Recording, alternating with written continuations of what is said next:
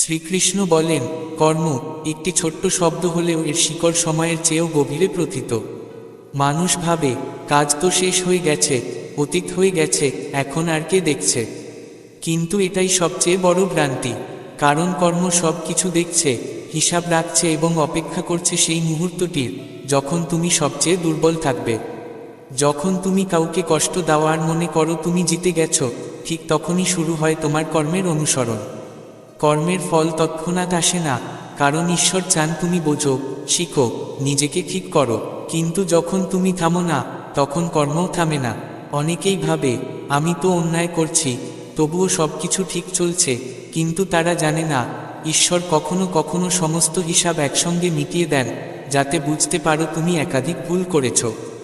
কারো অভিশাপ না লাগলেও তার চোখের জলের ভার সময়ের পাল্লাকে ভারসাম্যহীন করে দেয় এবং সেখান থেকেই শুরু হয় তোমার পতন। তখন তুমি বুঝতেই পারো না কেন এমন হচ্ছে। যখন তোমার নাম মুছে যেতে থাকে, পরিচয় হারাতে থাকে, আপনজন মুখ ফিরিয়ে নিতে থাকে, তখন বুঝে নিও তোমার কর্ম তোমায় চিনে ফেলেছে। শ্রীকৃষ্ণ বলেন, কর্মের ফল কেমন করে আসে? কখনো প্রিয়জনের চেহারায় যন্ত্রণার রূপে, কখনো প্রিয়দের বিশ্বাসঘাতে শাস্তি হয়ে, কখনো নিজেরই স্বপ্নভঙ্গের মাধ্যমে শিক্ষা হয়ে। আর যখন তুমি কাঁদো আর জিজ্ঞেস করো, আমার সঙ্গে এমন কেন হচ্ছে, তখন সময় মুচকি হেসে বলে, এটাই তুমি একদিন অন্য কারো গল্পে লিখেছিলে। কিন্তু ঠিক এখানেই শুরু হয় তোমার নতুন যাত্রা, যদি তুমি বুঝে যাও যে কর্ম শুধু শাস্তি নয়, এটি সংশোধনের উপায়ও। তখন তুমি তোমার কর্ম পাল্টিয়ে তোমার ভাগ্য পাল্টাতে পারো। কর্মের ফল দেরিতে আসে, কিন্তু যখন আসে তখন সঙ্গে নিয়ে আসে একটি আয়না আর একটি পথ। আয়না দেখায় তুমি কে ছিলে, আর পথ দেখায় তুমি কে হতে পারো। শ্রীকৃষ্ণ বলেন, কখনো কি ভেবেছ এই জীবন কেন পাওয়া গেছে? কেন আমরা বারবার ফিরে আসি, কখনো মানুষ হয়ে, কখনো পশু বা পাখির শরীরে? এটি কি কেবল একটুখানি কাকতালীয় ঘটনা, নাকি কোনো অদৃশ্য বিধানের সুবিচার? মানব জন্ম কেবল একটি শরীর নয়, এটি কর্মের এক পরীক্ষাগার। একমাত্র এই মানব জন্মেই কর্ম করা যায়। অন্য সব জন্মে শুধু ফল ভোগ করতে হয়। সেখানে নতুন কিছু যোগ হয় না, কিছু সংশোধন হয় না, সেখানে শুধুই ভোগ। কারণ যখন জীব পশু বা পাখি হয়, তখন তার চেতনা সেই স্তরে থাকে না যেখানে সে সচেতনভাবে কিছু করতে পারে। তখন সে হয়ে ওঠে তার পুরনো কর্মের সুতোয় বাঁধা এক ক্রীড়ানক। কিন্তু যখন সে আবার মানব জন্ম পায়, তখন সে শূন্য হাতে আসে না। তার সঙ্গে আসে তার পূর্বকৃত কর্মের হিসেব, তার অপূর্ণ কাজের খাতা। তার ভিতরে থাকে সেই অসম্পূর্ণ ভাগ্য, যা তাকে এই জীবনে পূর্ণ করতে হয়। কিছু কর্মের ফল সঙ্গে সঙ্গে দেখা যায়, যেমন গরম লোহার স্পর্শে হাত পুড়ে যায়। আর কিছু কর্মের ফল গোপন থাকে, এক একটা বীজের মতো মাটির নিচে ঘুমিয়ে থাকে বছরের পর বছর। আর একদিন সময় এলে তা অঙ্কুরিত হয়ে দাঁড়িয়ে যায় বিশাল বৃক্ষ হয়ে, হয় ফল দেয়, নয় ছায়া কেড়ে নেয়। এই বিষয়ে আমরা আরও গভীরভাবে প্রবেশের আগে তোমাদের অনুরোধ, এই ভিডিওটি শেষ পর্যন্ত দেখো। যদি আমাদের এই প্রচেষ্টা ভালো লাগে, তাহলে ভিডিওটিকে পছন্দ করো এবং নিচে মন্তব্যে জয় শ্রী রাধে কৃষ্ণ লিখো। আর যদি এখনও আমাদের চ্যানেলটা সাবস্ক্রাইব না করে থাকো, তাহলে এখনই করো এবং বেল আইকনে চাপ দাও, যাতে আমাদের প্রতিটি অনুপ্রেরণামূলক ভিডিও আগে তোমার কাছে পৌঁছে যায়। আমরা প্রায়ই ভাবি, আমরা তো ভালো মানুষ, কারো ক্ষতি করিনি, তাও দুঃখ কেন? আবার দেখি কোনো অন্যায়কারী সুখে আছে কেন? কিন্তু কর্ম কেবল অঙ্ক নয়, এটা সময়ের সূক্ষ্মতন্তু। এটি কাজ শুরু করে সেখান থেকেই, যেখানে তুমি সবচেয়ে বেশি অন্ধ, তোমার অহংকারে, তোমার ভুল বোঝাবুঝিতে, তোমার প্রতারণায়। খারাপ কর্ম ভালো কর্মকে মুছে দিতে পারে না। এটা কোনো হিসাবের খাতা নয়, যেখানে একের সঙ্গে এক মিলে শূন্য হয়ে যায়। এখানে প্রতিটি কর্মের নিজের প্রভাব আছে, নিজের অস্তিত্ব আছে। তুমি একদিকে কাউকে সাহায্য করো, আর অন্যদিকে কারো আত্মা ভেঙে দাও, তোমার সৎকর্ম তোমায় রক্ষা করতে পারবে না। জীব এই চক্রে ঘুরপাক খাচ্ছে, কখনো উপরে, কখনো নিচে, কখনো রাজা, কখনো পতঙ্গ। আর যতক্ষণ না তার কর্মফল শূন্য হয়, যতক্ষণ না সে সম্পূর্ণ নিরপেক্ষ হয়, যতক্ষণ না সে সম হয়ে ওঠে, না আনন্দে, না বিষাদে, ততক্ষণ সে জন্ম মৃত্যুর চক্রে ঘুরতেই থাকবে। তাহলে প্রশ্ন উঠে, আমরা কি এই চক্র থেকে মুক্ত হতে পারি? এমন কোনো জীবন কি আছে, যেখানে আমরা কর্ম করব কিন্তু বাধা পড়ব না? এমন কোনো পথ কি আছে, যা দিয়ে আমরা কর্মের ফল ভোগ না করেই এগিয়ে যেতে পারি? হ্যাঁ, যদি আমরা সেই পথে চলি যা ঈশ্বর দেখিয়েছেন। ধর্মের নামে তপস্যা নয়, যোগের নামে ত্যাগ নয়, শুধু একটি কথা, প্রতিটি কর্ম এমনভাবে করো যাতে তা কোনো জীবের কষ্টের কারণ না হয়। না শরীর দিয়ে, না বাক্যে, না মনে। ঈশ্বর তোমার কাছে কোনো দান চায় না, কোনো তীর্থও চায় না। সে শুধু চায় তুমি তোমার স্বধর্ম চিনে নাও, তোমার পরিবার, সমাজ এবং মানবতার প্রতি তোমার দায়িত্ব সৎভাবে পালন করো। আর যখন তুমি এটি করতে পারবে, তখন ধীরে ধীরে অনুভব করবে তোমার পুরনো কর্মের আগুন নিভে আসছে, তোমার ভিতরের অস্থিরতা শান্ত হয়ে আসছে। শ্রীকৃষ্ণ বলেন, কখনো কখনো জীবন এমন এক মোড়ে দাঁড় করিয়ে দেয় যেখানে শুধু প্রশ্ন থাকে, উত্তর নয়। আমরা দেখি চারপাশে শুধু অন্ধকার, আর জিজ্ঞেস করি, আমার সঙ্গেই কেন এমন হলো? কিন্তু যা আমাদের কাছে অন্যায় মনে হয়, সেটাই প্রায়শই সেই সুবিচার যা আমরা আমাদের নিজের কর্ম দিয়ে গড়ে তুলেছিলাম। রামায়ণ কোনো সাধারণ গ্রন্থ নয়, এটি এক জীবন দর্শন, একটি আয়না যার মধ্যে আমরা দেখতে পাই আমাদের কর্ম, আমাদের ভাগ্য এবং আমাদের সিদ্ধান্তের প্রতিচ্ছবি। রামায়ণের প্রতিটি ঘটনা, প্রতিটি সংলাপ, প্রতিটি নীরবতা আমাদের ভিতরের অন্ধকার থেকে আলোর পথে নিয়ে যায়। কিন্তু আমরা কি তা পড়ি, নাকি শুধু শুনে ভুলে যাই? শ্রীরামের বনবাস শুধু এক রাজনৈতিক সিদ্ধান্ত ছিল না, এটি ছিল প্রার্থের আঁকা এক রেখা, এমন এক রেখা যা বহু বছর আগে দশরথ নিজেই এঁকেছিলেন। সেই তীর যা তিনি কোনো এক সময় ছুঁড়েছিলেন, আজ তার নিজের বুকে বিঁধে গেছে। শ্রবণ কুমারের অসময়ে মৃত্যু কোনো সামান্য ভুল ছিল না, এটি ছিল এক বীজ যার ফল তাকে রাম বিরহের যন্ত্রণায় ভোগ করতে হয়েছে। যখন শ্রীরাম সীতা ও লক্ষ্মণকে সঙ্গে নিয়ে বনবাসে যান, তখন রাজা দশরথের জীবনে শান্তির আর কোনো কোণ ছিল না। তিনি আর প্রাসাদে ছিলেন না, ছিলেন তার যন্ত্রণায়। তার রাজসিংহাসন তখন কাটার বিছানায় পরিণত হয়েছিল। প্রতিটি নিঃশ্বাস হয়ে উঠেছিল আরতি, রাম রাম। একদিন কৌশল্যার সামনে তিনি ভেঙে পড়ে স্বীকার করেন, আজকের এই দুঃখ আমার নিজেরই কর্মফল।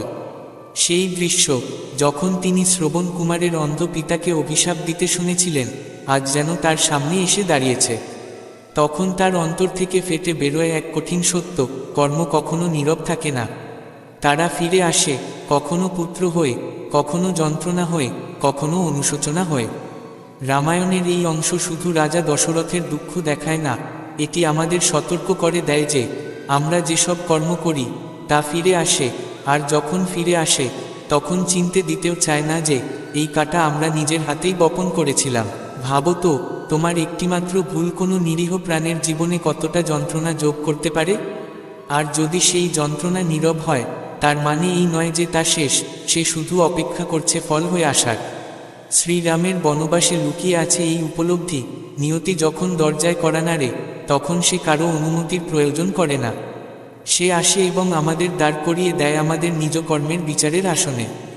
কিন্তু রামায়ণের এই বেদনার মধ্যেই লুকিয়ে আছে এক মহান আশার বাণী, যে আমাদের কর্ম দুঃখ দিলেও আমরা রামের মতো হতে পারি, ধৈর্যশীল, সংযমী, কর্তব্যপরায়ণ। আর যদি আমরা আমাদের জীবনকে নিষ্কাম কর্ম দিয়ে সাজাই, তবে না পাপ আমাদের পিছু নেবে, না পুণ্য আমাদের বেঁধে রাখবে। কারণ পাপ এবং পুণ্য দুইই এক একটা বন্ধন, একটি অন্ধকার, অন্যটি সোনার শিকল। মুক্তি দুটোরই ঊর্ধ্বে। আর এই মুক্তি তখনই আসে যখন আমরা প্রতিটি কর্মকে শুধু কর্তব্য জেনে করি, ফল বা প্রশংসার প্রত্যাশা ছাড়াই। রামায়ণ বলে জীবন সংগ্রাম, কিন্তু সেই সংগ্রামই সমাধান। প্রতিটি যন্ত্রণার ভিতরে লুকিয়ে থাকে এক উদ্দেশ্য, প্রতিটি বিচ্ছেদের মাঝে লুকিয়ে থাকে এক মিলন, প্রতিটি ভুলের মধ্যে থাকে এক শিক্ষা। রাজা দশরথের মৃত্যু কোনো পরাজয় ছিল না, এটি ছিল সমাপ্তি সেই চক্রের যা তিনি নিজেই শুরু করেছিলেন। আর আমরা আমাদের জীবনে কত না এমন চক্র শুরু করি, কখনো একটি শব্দে, কখনো একটি সিদ্ধান্তে, কখনো একটি নির্বতায়। আমরা ভাবি আমরা সঠিক, কিন্তু অনেক সময় সঠিক হওয়াটাই আমাদের সবচেয়ে বড় ভুল হয়ে দাঁড়ায়। নরক কোনো নির্দিষ্ট স্থান নয়, এটা এক ধরনের মানসিক অবস্থা যেখানে আত্মা নিজেরই কর্মফলের ভারে ভারাক্রান্ত হয়ে পড়ে। স্বর্গ কোনো ঊর্ধ্বে থাকা কোনো সিঁড়ি নয়, বরং তা এক অভিজ্ঞতা যা সৎকর্মের পর একজন মানুষের ভিতরে প্রস্ফুটিত হয়, শান্তির রূপে, তৃপ্তির রূপে, অথবা কখনো এক নিঃশব্দ হাসির মাধ্যমে প্রকাশ পায়। যে নিচে নেমেছে সে উপরের পথ পাবে, যদি তার যাত্রা সত্যের উদ্দেশ্যে হয়। কারণ কর্ম কখনো মুছে যায় না এবং তার প্রতিধ্বনি কখনো স্তব্ধ হয় না। কর্মের ফল আকাশে নয়, এই পৃথিবীতেই লাভ হয়। প্রতিটি অশ্রু, প্রতিটি হাসি, প্রতিটি হৃদস্পন্দন সবই কোনো না কোনো কর্মের প্রতিফল। যা বোনা হয়েছে তাই তো জন্মাবে, যা দেওয়া হয়েছে তাই ফিরবে, আর যা সহ্য করা হয়েছে তাই একদিন আশীর্বাদ হয়ে ঝরবে। যে যেমন করবে সে তেমনই ভোগ করবে। এটি কোনো ভয় নয়, কোনো হুঁশিয়ারি নয়, বরং সৃষ্টিকর্তার দেওয়া সেই বিধান, যা না কোনো ধর্মের দ্বারা আবদ্ধ, না কোনো কালের দ্বারা সীমাবদ্ধ। অনেকেই বলেন মৃত্যুর পর স্বর্গে গিয়ে সৃষ্টিকর্তা ফল প্রদান করেন, কিন্তু শ্রীমদ্ভগবদ্গীতা বলে কর্মের ফল এই পৃথিবীতেই ভোগ করতে হয়। যে এখানে ফল ভোগ করে না সে ওপরে গিয়েও শান্তি পায় না। কখনো একটি শিশুর হাসিতে স্বর্গ দেখেছ? কখনো কোনো মায়ের নীরব কান্নায় নরক শুনেছ? তুমি যা অন্যকে দাও, ঈশ্বর তাই তোমার জন্য সংরক্ষণ করেন। পাপ তা নয় যা অন্য কেউ দেখে, পাপ তাই যা আত্মা অনুভব করে। আর পুণ্যও তা নয় যা সমাজ বাহবা দেয়, পুণ্য তাই যা কারো জীবনে আলো এনে দেয়। কর্মের হিসাব ঈশ্বরের কাছে নয়, মানুষের হৃদয়ে লেখা থাকে। যখন তুমি কারো জন্য ভালো চিন্তা করো, যখন তুমি ক্ষমা করো, যখন তুমি নীরব থেকেও সত্যের পাশে দাঁড়াও, সেখান থেকেই শুরু হয় সত্যপথের যাত্রা। নরক কোনো শাস্তি নয়, তা একটি আয়না, যেখানে আমরা নিজেদেরই কর্ম দেখতে পাই। আর স্বর্গ কোনো পুরস্কার নয়, তা সেই জীবনের সাক্ষ্য, যা নিজের জন্য নয়, অন্যের জন্য উৎসর্গ করা হয়। কর্ম কেবল কাজ নয়, এটি এক শক্তি যা ফিরে আসে, কখনো আশ্রয় হয়ে, কখনো সুযোগ হয়ে। শ্রীকৃষ্ণ বলেন, প্রতিটি মানুষ নিজের ভাগ্য লেখে না, কিন্তু সে নিজের কর্ম তো সৃষ্টি করে। তোমার হাতের প্রতিটি আচরণ, তোমার কথার প্রতিটি ভাবনা এক নতুন সৃষ্টি গঠন করে কিংবা ধ্বংস ডেকে আনে। আজ তুমি যা বুনছ তা কাল হয়তো কারো জীবন গঠন করবে কিংবা ভেঙে দেবে। তোমার কর্ম শুধু তোমার নয়, তা এক শৃঙ্খল হয়ে যায়, যা বহু আত্মাকে সংযুক্ত বা বিচ্ছিন্ন করে। তাই কখনো কাউকে কষ্ট দিও না, কারণ সেই কষ্ট অন্যকে নয়, তোমার ভিতরের আলোকেই নিভিয়ে দেয়। একজন সিদ্ধাচার্য একদিন তার শিষ্যদের সঙ্গে তীর্থযাত্রায় বেরিয়েছিলেন। পথের মাঝে গাছের ছায়ায় বিশ্রাম নেবার সময় প্রকৃতির নিস্তব্ধতাও যেন ধ্যানে লীন হয়ে গিয়েছিল। হঠাৎ আচার্য চোখ বন্ধ করে বললেন, বালকরা, এই যে কানে আসছে, তোমরা কি শুনতে পাচ্ছ? শিষ্যরা একে অপরের দিকে তাকালো। তারা কোনো আওয়াজ শুনতে পায়নি, কিন্তু আচার্যের মুখ যেন অদৃশ্য কোনো যন্ত্রণার দিকে তাকিয়েছিল। তিনি বললেন, কান্নার শব্দ এটা, এসো দেখে আসি কারা কাঁদছে। এক গভীর অরণ্যের মাঝে ছিল একটি পুরনো অন্ধকার কূপ, যেখানে না জল ছিল না প্রাণ, কেবল নিঃশব্দ কাঁদনো, দমবন্ধ চিৎকার আর গুঞ্জন করা আত্মার কান্না। আচার্য কূপে তাকিয়ে দেখলেন 5টি কাঁপতে থাকা আত্মা আর্তনাদ করছে। শিষ্যরা কিছুই দেখতে পেল না। তারা বলল, গুরুদেব, আমরা তো কিছুই দেখছি না। আচার্য বললেন, কর্মের অন্ধকারকে শুধু সেই দেখতে পারে যার অন্তরে আলো জ্বলে। তারপর আচার্য মৃদু হেসে কূপের দিকে প্রশ্ন করলেন, ভাইগণ, কোন জন্মের ফল ভোগ করছো? আত্মারা হাউমাউ করে কেঁদে উঠল। প্রথম আত্মা বলল, আমি ব্রাহ্মণ ছিলাম, ভিক্ষা চেয়ে খাবার পেতাম, কিন্তু তা মদ ও ভোগে নষ্ট করতাম। জ্ঞানকে অপমান করেছি, এখন প্রতিটি জন্মে ভিক্ষা চাই, কেউ দেয় না। দ্বিতীয় আত্মা বলল, আমি ক্ষত্রিয় ছিলাম, কিন্তু শক্তিকে ভয়ের অস্ত্র বানিয়েছিলাম। এখন প্রতিটি জন্মে দুর্বল হয়ে জন্মাই, কেউ আমাকে রক্ষা করে না। তৃতীয় আত্মা বলল, আমি বৈশ্য ছিলাম, ব্যবসা করতাম, কিন্তু ভেজাল দিতাম। মানুষের ঘরে মৃত্যুর বীজ বুনেছিলাম, আজ তাদের কান্নার শিকলে বাঁধা আমি। চতুর্থ বলল, আমি শূদ্র ছিলাম, কিন্তু না সেবা করেছি, না পরিবারের মান রেখেছি। পিতা মাতাকে মেরেছি, মদ খেয়েছি, অলসতা করেছি। এখন প্রতিটি জন্মে লাথি খাই। পঞ্চম আত্মা কাঁদতেও পারছিল না, বলল, আমি লেখক ছিলাম, শব্দে কামনা বুনেছিলাম, সমাজকে নিচে নামিয়েছিলাম। আজ সেই কলমের আগুন আমাকে পুড়িয়ে দিচ্ছে। শিষ্যরা ভয় কেঁপে উঠল, কিন্তু আচার্য বললেন, বালকরা, ভয় পেও না। এরা আজ দুর্বল, কারণ এদের কর্ম অন্ধকার, কিন্তু তোমরা আজ শক্তিশালী, কারণ তোমাদের অন্তর এখনো শুভ চিন্তায় পূর্ণ। পাপ মরে না, সময়ও তা ভুলে না, ভাগ্য তার হিসাব রাখে। প্রতিটি অপরাধ এক নথি হয়ে যায়, যা ঈশ্বর নিজে পড়েন। তারপর সেই প্রেতেরা কাপা গলায় বলল, গুরুবর, দয়া করে পৃথিবীকে বলো, সাময়িক সুখের পেছনে ছুটো না। এই ক্ষণিকের আনন্দ বহু জন্মের শাস্তিতে পরিণত হতে পারে। এই পৃথিবীতে বিচার হয় নিয়তির দ্বারা। তোমার কর্মই তোমার ভবিষ্যতের রূপরেখা। তুমি যাকে আঘাত করেছ, তুমি যাকে সাহায্য করেছ, তুমি যা ভেবেছ, সবই ফিরে আসবে কোনো না কোনোভাবে। কখনো তা এক চিঠি হয়ে, কখনো তা নিঃশ্বাসে বয়ে আসা আত্মগ্লানিতে। শ্রীকৃষ্ণ বলেন, কর্মের লেখাপড়া কোনো কাগজে হয় না, কিন্তু তার প্রতিধ্বনি পুরো সৃষ্টি জুড়ে শোনা যায়। তুমি যদি অন্যায় করো, সেটা হয়তো সমাজ থেকে লুকোতে পারো, কিন্তু তোমার ভিতরের আলো জানে প্রতিফল ঠিকই আসবে। বিচার সবসময় আদালত থেকে হয় না, বিচার আসে সময় থেকে। কারণ এই বিশ্বে সবচেয়ে বড় আইন হলো কর্মের আইন। তা কোনো সংবিধানে লেখা নেই, কোনো বইতে নেই, কিন্তু তা কখনো ভুল করে না, কখনো বিলম্ব করে না। যখন তা ফল দেয়, তখন কোনো ওকালতি, কোনো ক্ষমা চলে না, কেবল ফল। এবং ফল এমনই এক দরজা যেখানে ঈশ্বর নিজেই বিচারক, এবং সেখানে শুধু কর্মই কথা বলে। তারা শাস্তি দিতে এসেছিল।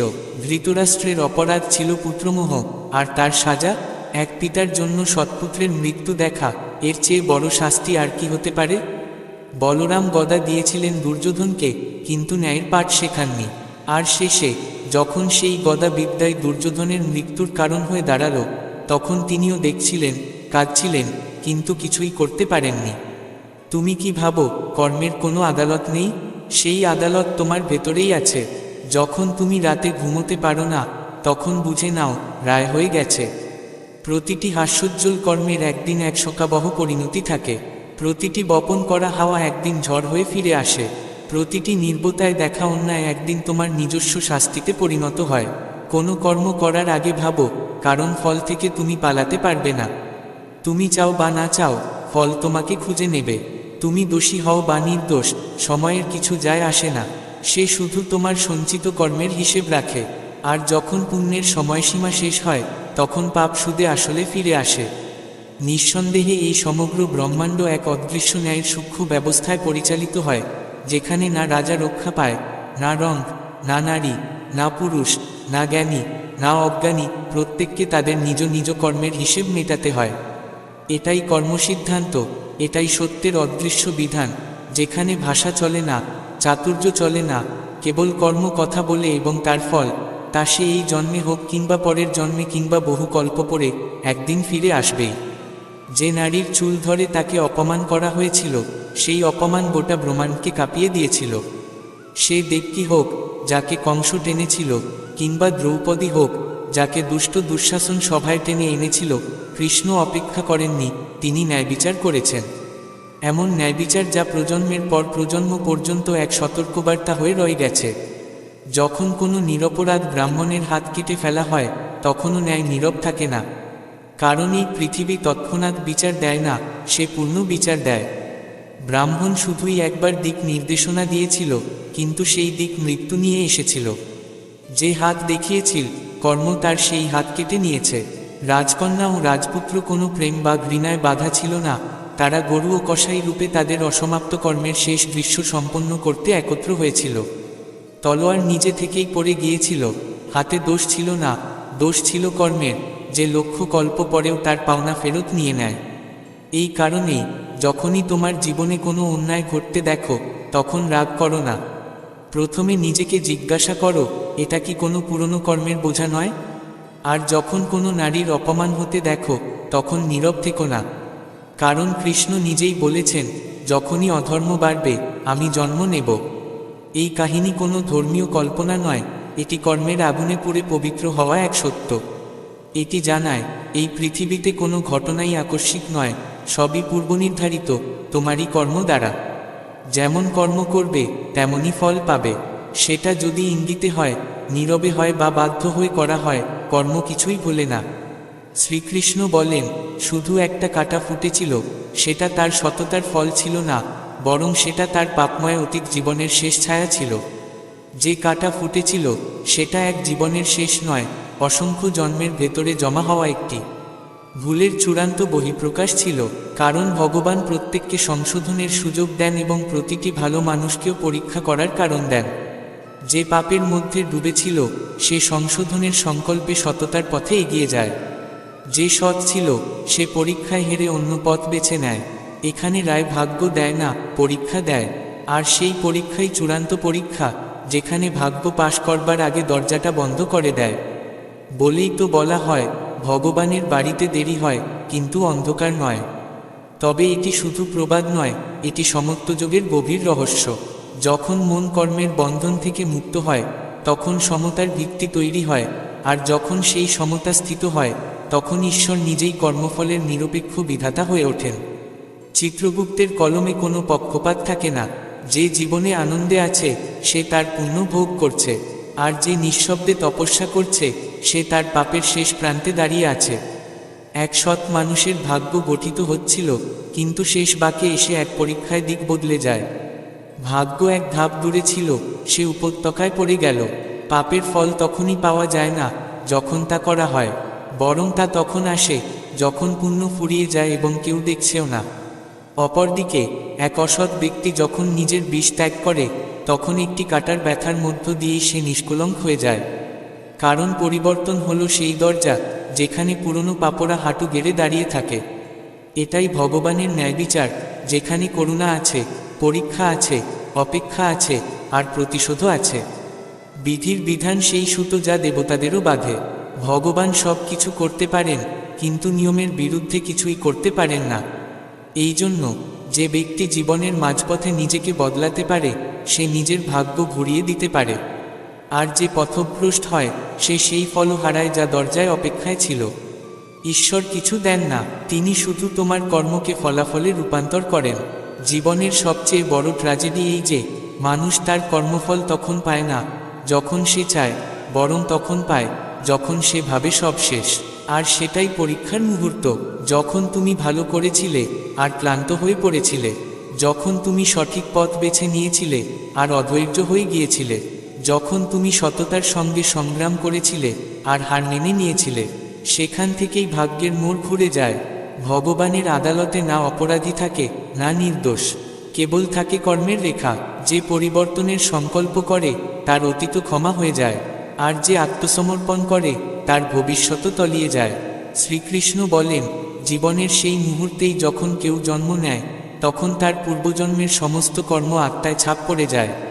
এই জীবন কোনো কাকতালীয় ঘটনা নয়, এটি অসংখ্য কর্মেরই ফল, যা আমরা সচেতন কিংবা অসচেতনভাবে করেছি। প্রতিটি শ্বাসের সঙ্গে আমরা আমাদের ভাগ্য নির্মাণ করি, আর প্রতিটি ভাবনা, অনুভব, কর্ম আমাদের ভবিষ্যতের দিশা নির্ধারণ করে। তুমি হয়তো শুনেছ, বড়রা বলেন, কর্মের ফল একদিন আসবেই। এটি কোনো প্রবাদ নয়, এটি জীবনের চিরন্তন সত্য। খারাপ কর্মের ফল আজ না হোক, কাল আসবেই। ভালো কর্মের পুরস্কারও একদিন এসে পায় পড়ে। এই নিয়ম থেকে কেউ রেহাই পায় না, কেউ এই চক্র থেকে মুক্ত নয়। যেমন বুনবে তেমনই কাটবে। এই কথা শুধু উচ্চারণের জন্য নয়, এই কথার মধ্যেই লুকিয়ে আছে সেই মহাজাগতিক ন্যায়বিচারের মূল ভিত্তি, যা নিঃসংশয়ে প্রত্যেক আত্মাকে তার প্রাপ্য দেয়। যদি তুমি কাউকে কষ্ট দাও, সেই কষ্ট একদিন তোমার দরজায় কড়া নাড়বেই। আর যদি তুমি কাউকে হাসি দাও, সেই হাসি শতগুণ হয়ে তোমার জীবনকে আলোকিত করবে। ঈশ্বর সবকিছু দেখছেন। আমরা ভাবি আমাদের প্রতারণা, অহংকার, লোভ ঢাকা থাকবে, কিন্তু না, তুমি যা করো অন্যের সঙ্গে, তাই একদিন ফিরে আসে তোমার কাছেই। জীবনের কোনো বাঁকে, কোনো আপনজনের রূপে, কিংবা কোনো অপরিচিতের যন্ত্রণায়, কিন্তু ফিরে আসে নিশ্চিতভাবেই। আর এটাও ততটাই সত্য যে, যদি তুমি নিঃস্বার্থভাবে প্রেম আর করুণার সঙ্গে কোনো ভালো কাজ করো, তবে সেই শুভ শক্তি তোমার জীবনকে সৌন্দর্য ও শান্তিতে ভরিয়ে দেবে। এই পৃথিবীতে সবচেয়ে বড় শক্তি যদি কিছু থাকে, তবে তা হলো সৎকর্ম। এটি ধনের চেয়েও বড়, যশের ঊর্ধ্বে এবং সময়ের বাইরে। কর্মের নিয়ম শুধুমাত্র প্রতিফলনের জন্য নয়, এটি এক দিকনির্দেশক, যা আমাদের শেখায়, যদি আমরা সৎ বীজ বপন করি, তবে সময়মতো সেই গাছ আমাদের ছায়া দেবে। একটি ভাবনা জন্ম দেয় উদ্দেশ্যের, উদ্দেশ্য থেকে জন্ম নেয় কর্ম, কর্ম গড়ে তোলে অভ্যাস, অভ্যাস থেকে গঠিত হয় চরিত্র এবং চরিত্র থেকে সৃষ্টি হয় আমাদের ভাগ্য। তাই যদি তোমার ভাগ্য অন্ধকারে থাকে, তাহলে আলো বাইরে খুঁজো না। তোমার ভাবনায় আলো দাও, তোমার কর্মে আলো দাও।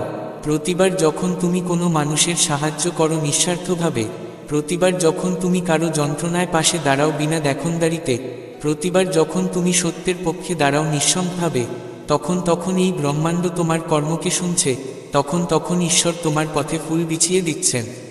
কর্ম শুধু কোনো কাজ নয়, এটি আত্মার এক প্রতিধ্বনি, যা যত বেশি সত্য হবে, তার প্রভাব তত গভীর হবে। আজ হয়তো তোমার কাছে বোঝা যাচ্ছে না কেন এই কষ্টগুলো তোমার জীবনে এসেছে, কিন্তু একদিন যখন পেছনে ফিরে তাকাবে তখন বুঝবে এই ফল সেই সব কর্মের যা একদিন তুমি বপন করেছিলে। তাই নিজের ভবিষ্যৎ পাল্টানোর একটাই পথ, আজকের কর্ম পাল্টাও।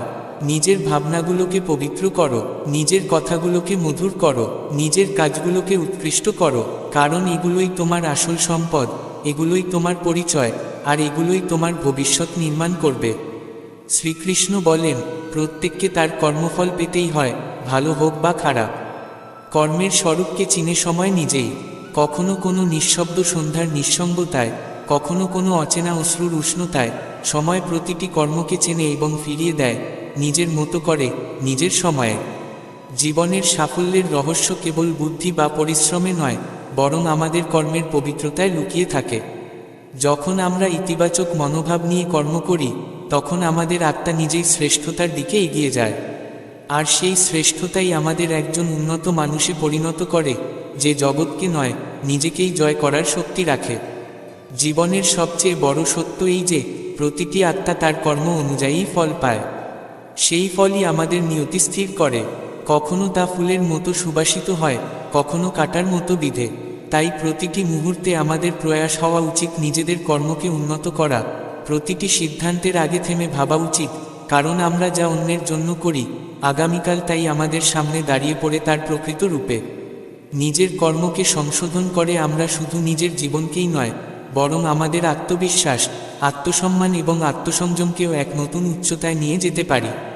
সেই উচ্চতা কোনো পদ বা পুরস্কার থেকে নয়, আত্মার বিশুদ্ধতা থেকেই আসে। যে ব্যক্তি কর্মপথে সততা ও নিষ্ঠার সঙ্গে এগিয়ে চলে সে শেষ পর্যন্ত এমন এক অন্তর্দৃষ্টি ও শান্তি অর্জন করে যা বাহ্যিক কোনো সম্পদ, যশ বা সম্পর্কও দিতে পারে না। প্রতারণা করা সবচেয়ে সহজ, কিন্তু নিজেকে ক্ষমা করা সবচেয়ে কঠিন। যখন তুমি কাউকে প্রতারিত করো তখন বাস্তবে তুমি তোমার আত্মাকেই আঘাত করো। সেই ক্ষত বাইরে দেখা যায় না, কিন্তু ভিতরটা ভেঙে দেয়। তুমি কি কল্পনা করতে পারো যদি একদিন তোমার সঙ্গে সেই একই ব্যবহার হয় যেটা তুমি অন্যের সঙ্গে করেছিলে, তোমার আত্মা তখনও কি নীরব থাকবে, নাকি তা ভেঙে চিৎকার করে উঠবে? জীবনের এই নিয়ম অটল, যেমন ব্যবহার তুমি করো তেমনটাই তুমি ফিরে পাও। যেমন ভাব তুমি অন্যদের জন্য পোষণ করো তেমন ভাবেই এই ব্রহ্মাণ্ড তোমার জন্য গড়ে ওঠে। কাউকে ধোঁকা দেওয়া কোনো জয় নয়, বরং তা সেই পথের শুরু যেখানে শেষে গিয়ে নিজেকেই চোখে চোখ রাখতে কষ্ট হয়। নিজের কর্ম থেকে পালানোর একমাত্র উপায় সত্যকে গ্রহণ করা, নির্মোহ থাকা, সত্যের পাশে দাঁড়ানো, আর সেই ঈশ্বরকে সাক্ষী রাখা যিনি সব কিছু দেখেন, সব জানেন, কিন্তু প্রতিটি প্রশ্নের উত্তর দেন সঠিক সময়ে। প্রতিটি কর্মের সূচনা হয় চিন্তা থেকে, যেমন ভাব জাগে তেমনই কর্ম জন্ম নেয়, আর যেমন কর্ম তেমনই গড়ে ওঠে ভাগ্যের রূপরেখা। তাই নিজের চিন্তাধারাকে জ্যোতির্ম করো, মনকে নির্মল করো, আর কর্মকে এমন উচ্চতায় নিয়ে চলো যেখানে দাঁড়িয়ে আত্মা গর্বে নিজেকেই দেখতে পারে। প্রতিদিন যেমন সূর্য ওঠে, রাতের যেমন এক অবসান থাকে, তেমনি কর্মের ফল কখনো শেষ হয় না। তা অনন্ত, চিরস্থায়ী আর অচল। কখনো কখনো মনে হয় এই জগতে ভালো থেকে কি বা হবে, কিন্তু মনে রেখো তোমার কর্মের সাক্ষী শুধু মানুষ নয়, স্বয়ং ভগবানও। শ্রীকৃষ্ণ বলেন, কর্মের ভার আমাদের সঙ্গেই চলে, তা হালকা হবে নাকি ভারী তা সম্পূর্ণ তোমার নিজের হাতে। জীবনের সবচেয়ে বড় সম্পদ ধন, পদ বা খ্যাতি নয়, বরং সেই কর্ম যা তুমি অন্যের জন্য করো। যে তার নিজের সুখ অন্যের ঝুলিতে দিয়ে দেয়, তার ঝুলিতে ঈশ্বর নিজে সমৃদ্ধি ভরে দেন। পরোপকারে সুখ আছে, স্বার্থপরতায় বিষ। যে হাসি তুমি অন্যের মুখে আনো, সেই হাসি তোমার আত্মাকে ভেতর থেকে হাসতে শেখায়। দুনিয়ার সব দুঃখের কারণ একটাই, মোহমায় জড়ানো মন। আর সব সুখের উৎসও একটাই, নিঃস্বার্থ কর্ম। যেদিন তুমি কারো মঙ্গল করবে নিঃশব্দে, গোপনে, কোনো স্বীকৃতির আশা ছাড়াই, সেদিনই হবে তোমার জীবনের সবচেয়ে বড় বিজয়। কারণ সৎকর্মের সাক্ষ্য দেয় সময় নিজেই। যারা সারা জীবন সুখ খোঁজে তারা প্রায়শই নিজেদের কর্ম ভুলে বসে। যারা অন্যের মঙ্গল চিন্তা করে তারা নিজের অস্তিত্ব ভুলে যায়, কিন্তু তারা ঈশ্বরের রাজ্যে নিজের সুখ জমাতে থাকে। ভালো কর্ম শুধু বাইরের লাভ দেয় না, ভিতরেও আলো জ্বালে। তুমি যা বপন করবে তাই ফিরে পাবে। যেটা তুমি অন্যের জন্য গড়ো সেটাই তোমার জন্য ফিরে আসবে। কর্মই সুখ দুঃখের ভিত্তি, কর্মেই গড়ে ভাগ্য, কর্মেই হয় পরিচয়, কর্মেই পবিত্র হয় আত্মা। কাউকে ধোঁকা দেওয়ার আগে একবার ভাবো, তুমি কি চাও এই দুনিয়া তোমার সাথেও এমন করুক?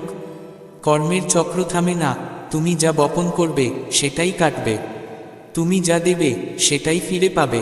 তুমি যা ভাববে সেটাই হয়ে উঠবে। কর্মের আসল রূপ বোঝা যায় মনের গভীরতা থেকে, শুধু দেহের কাজ দিয়ে নয়। মিথ্যা, মোহ, মায়া সবই ক্ষণস্থায়ী। শুধু একটি জিনিসই সত্য, তা হলো তোমার কর্ম। যেটা তোমাকে তোমার সত্তার সাথে যুক্ত করে, জীবনের দিশা দেয়, সেটাই তোমার প্রকৃত ধর্ম। নিজ ধর্ম ত্যাগ করে যারা সৎকর্মকে উপেক্ষা করে, তারা শেষমেশ অনুতপ্ত হয়। শুরুতে ভাবে না, শেষে শান্তি পায় না। কখনো কোনো দুর্বলকে কষ্ট দিও না, কারণ তার নিঃশব্দ দীর্ঘশ্বাসও তোমার কর্মকে ভারী করে দিতে পারে। যা হও, হও আশ্রয়। যা দাও, দাও নিঃস্বার্থ সঙ্গ। যা করো, করো হৃদয় থেকে। প্রতিটি নদী যখন সাগরের সাথে মিশে যায়, তখন নিজের নাম পরিচয় হারায়, তবু সাগর থেকেই যায় মহৎ, গভীর, সীমাহীন। জীবনও তেমন হওয়া উচিত। হৃদয়ে এমন বিশালতা আনো যাতে তুমি সবাইকে ধারণ করতে পারো। কখনো ভাবো না কেউ দেখছে না, উপরওয়ালা সব দেখেন।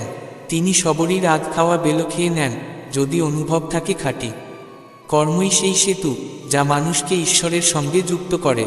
দুর্যোধনের ভাগ্যে ছিল নারায়ণী সেনা, কিন্তু ভগবান ছিলেন সেই পক্ষের সঙ্গে যারা ধর্ম আর কর্মের সঙ্গে ছিল। শুধু কর্মেই গড়ে ওঠে আসল পরিচয়। যারা নিজের অকল্যাণ চায়, তারাই অন্যের ক্ষতি ভাবে। যারা মন্দ ভাবে, তারা নিজের কর্ম দিয়েই নিজের পতনের দিকেই এগিয়ে যায়। যারা অন্যের অশ্রুর মূল্য বোঝে না, তারা নিজের অশ্রুর গভীরতাও কোনোদিন উপলব্ধি করতে পারে না। ভালো কর্ম সেই যা দেখানোর জন্য নয়, যা নিঃশব্দে, নিঃস্বার্থে করা হয়। কিছু মানুষ মুখে হাসি পরে ঘুরে বেড়ায়, অথচ ভিতরে ভেঙে পড়ে থাকে। কারণ তারা মন দিয়ে বাঁচে, দুনিয়ার নিয়মে নয়। আর সেই মন যখন আশা করে সবাই তাকে তেমনি নিঃস্বার্থভাবে জবাব দেবে, তখনই সে সবচেয়ে বেশি আঘাত পায়। কখনো কখনো মনে হয়, আজকের যুগে ভালো মনটাই যেন দুর্বলতা, কারণ সবাই বোঝে না, কেবল ব্যবহার করে। এখন মানুষ বেশি বলে কম পালন করে। সম্পর্কগুলোর যত্ন নেওয়ার জল শেষ হয়নি, শুধু মানুষের হাতে এখন আর সময় নেই। যেমন গাছ শুকিয়ে যায় জলের অভাবে, তেমনি সম্পর্কও শুকিয়ে যায় যত্নের অভাবে। কিন্তু দুনিয়া তা বোঝে না, তারা শুধু অভিযোগ করতেই জানে, কখনো নিজের দিকে আয়না তুলে ধরে না। শ্রীকৃষ্ণ বলেন, যখন তুমি সময় দিলে, তারা তা গোনে না। যখন তুমি মন দিলে, তারা শর্ত বসাল। আর যখন তুমি নিজেকে ভুলে তাদের অগ্রাধিকার দিলে, তারা তোমাকে শেষের কাতারে ঠেলে দিল। কি আশ্চর্য না, যে সবচেয়ে সত্য থাকে, তাকেই সবচেয়ে বেশি মিথ্যা সহ্য করতে হয়। সবাই বলে দুনিয়া স্বার্থপর, কিন্তু কেউ নিজের স্বার্থপরতা স্বীকার করে না। সবাই ভাবে আমি ঠিক, ভুল যেন শুধু অন্যেরই ভাগ্যে লেখা। আর যখন সময় শিক্ষা দিতে আসে, তখন সবার আগে মুখ ফিরিয়ে নেয় সেই মানুষগুলো, যাদের জন্য তুমি সব করেছিলে। কখনো নিজের কাছে প্রশ্ন রেখেছ, কার জন্য এতটা নত হয়ে থেকেছ? নত হওয়া দোষের নয়, কিন্তু যখন আত্মসম্মান ভেঙে পড়ে, তখন তা নম্রতা নয়, ভাঙন হয়ে যায়। আর কোনো জিনিস এত মূল্যবান হতে পারে না, যার জন্য নিজের পরিচয়ই হারিয়ে ফেলো। সত্যিকারের জ্ঞানী সেই, যে নীরব থাকতে শেখে। কারণ প্রতিটি বিতর্ক জিতে সম্মান পাওয়া যায় না, আর প্রতিটি আঘাতের উত্তর শব্দ দিয়ে হয় না। কিছু উত্তর শুধু নীরবতা দেয়, আর সেই নীরবতা কখনো কখনো সবথেকে বেশি জবাব হয়ে দাঁড়ায়। যারা বলেছিল তুই আমার, আসলে তারা শুধু বলেছিল। তা কোনো সত্য বাক্য ছিল না, কেবল ফাঁকা দাবি। অনেক সম্পর্ক বলে অনেক কিছু, কিন্তু পালন করে খুব কম। কেউ একদিন বলেছিল, কান্না ছাড়া পিপাসাও মেটে না, আর এটা তো জীবন। কিভাবে যেন কান্না ছাড়া পেরিয়ে যাবে? যখন পরিস্থিতি বিপক্ষে যায়, তখনই আসল মুখগুলো প্রকাশ পায়। যারা তোমার পাশে ছিল শুধু তখন, যখন তোমার কিছু ছিল, তারাই সবার আগে চলে যায়।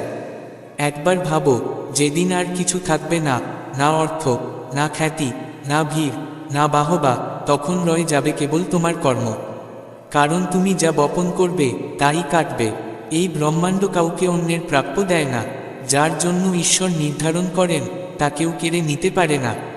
আর যার কাছ থেকে তিনি নিতে চান, সেখান থেকে পুরো দুনিয়াও তা রক্ষা করতে পারে না। মনে হয় জীবনটা যেন পুড়িয়ে ফেলা হয়েছে, যেমন পুড়িয়ে ফেলা উচিত ছিল। এখন এই ছাই নিয়ে তর্ক কিসের? এই ধোয়ার ওপর নাটক কিসের? সময়ের ঝড় সবকিছু উড়িয়ে নিয়ে যায়, কিন্তু কিছু স্মৃতি আর কিছু ব্যথা থেকে যায় হৃদয়ের কোণায়। আর সেই কোণাগুলিতে হয়তো চোখের জল পড়ে না, কিন্তু নির্বতাই চিৎকার করে। মানুষরা নতুন বছর আসতে দেখে আমরা দেখেছি মানুষদের বদলে যেতে। কেউ রং বদলেছে, কেউ পথ, কেউ নিজেকে এমনভাবে বদলে ফেলেছে যে আর চিনতেই পারা যায় না।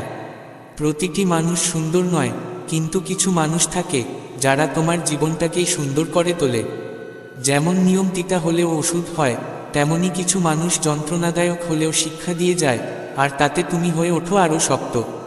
আজকাল সবচেয়ে দামি বস্তু হলো মানসিক শান্তি, যা অর্থে মেলে না, বাহারে মেলে না, মেলে শুধু সৎ সম্পর্ক থেকে, যেখানে স্বার্থ নয়, থাকে অনুভব। শ্রীকৃষ্ণ বলেন, কখনো কারো হৃদয় ভেঙো না, কারণ তুমি যে মিথ্যা বলো তা একদিন হাজারো মিথ্যার মধ্যে তোমাকেই ডুবিয়ে দেবে। আর তোমার সত্য কথাগুলো কোনো না কোনো হৃদয় পৌঁছবেই।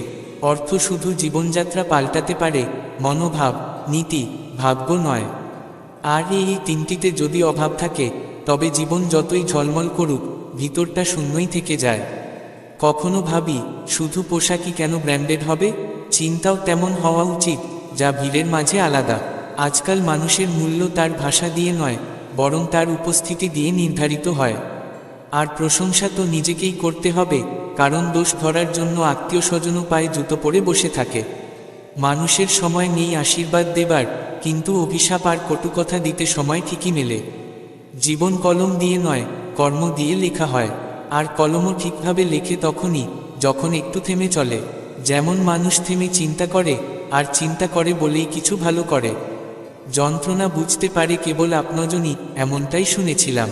কিন্তু যখন কষ্ট দেয় আপনজনই, তখন অনুভবও অপরিচিত মনে হয়। আকাঙ্ক্ষাগুলো আজীবন অপূর্ণ থাকবে, সমস্যা কাটবে না, তবু আমরা বেঁচে আছি, কারণ এখনও আশার আলো নিভে যায়নি। প্রতিদিন এই আশায় বাঁচি, হয়তো আগামীকালের সূর্য আজকের অন্ধকার মুছে দেবে। অনেক সময় শব্দ বদলায় না, বদলে যায় অর্থ। মুখ থাকে একই, তবে মুখোশ বদলে যায়। আর সবচেয়ে বিপজ্জনক সেই, যে হেসে হেসে ঠকায়। জীবন পাওয়া ভাগ্যের ব্যাপার, মৃত্যু সময়ের ব্যাপার, কিন্তু মৃত্যুর পরেও কারো হৃদয় বেঁচে থাকা, সেটা কেবল তোমার কর্মের ব্যাপার। অন্যের ছায়ায় দাঁড়িয়ে তুমি নিজের ছায়াটাই হারিয়ে ফেলো, তাই নিজেকে একবার রোদে দাঁড় করাতে শেখো। কারণ নিজের আলো তখনই জ্বলে, যখন তুমি নিজের অন্ধকারের সঙ্গে লড়তে শেখো। অশান্তির কারণ বাইরের নয়, তুমি দৌড়াচ্ছ সেই সব কিছুর পেছনে যার আসলে দরকার নেই, শুধু বাহ্যিক প্রদর্শনের লোভ। জীবন যেন বাঁশির মতো, ছিদ্র থাকলেও যদি বাজাতে জানো, তাহলে সুরই বেরোয়। তেমনি জীবনে যতই কষ্ট থাক, যদি বাঁচতে জানো, তাহলে প্রতিটি দিনই এক একটি সুর হয়ে ওঠে। যখন ভরসা একবার ভেঙে যায়, তখন শব্দগুলো থেকে যায়, কিন্তু তাদের পেছনের অনুভূতি হারিয়ে যায়। সম্পর্কগুলোও থেকে যায়, কিন্তু তারা আত্মাবিহীন হয়ে পড়ে। মিথ্যে বলে আমরা দরিয়া পার হতে পারতাম, কিন্তু আমরা সত্য বলার অভ্যাসে ডুবে যাওয়াকেই বেছে নিয়েছিলাম।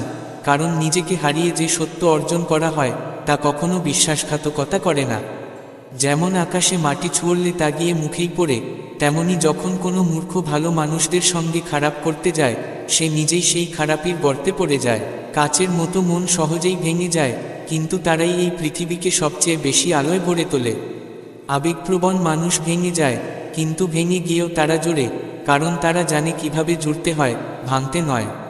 যেখানে গাছ আর জল একসাথে মেলে, সেখানে সবুজ আপনাতেই আসে।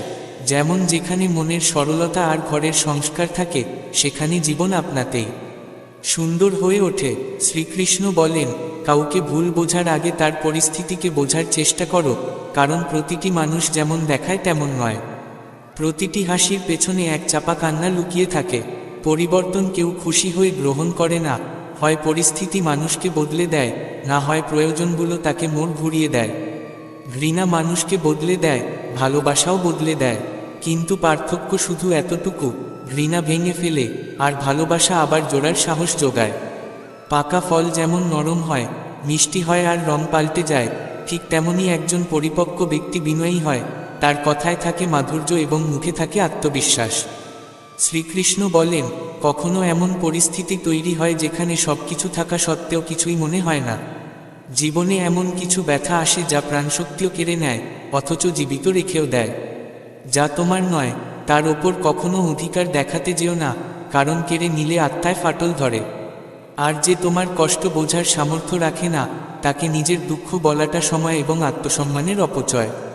যারা তোমার চোখের জল দেখে হাসে, তাদের সামনে কখনো নিজের হাসি প্রকাশ করো না। মানুষকে ভয় পেও না, সম্মান উপরওয়ালা দেন, দুনিয়া কেবল করতালি দেয়।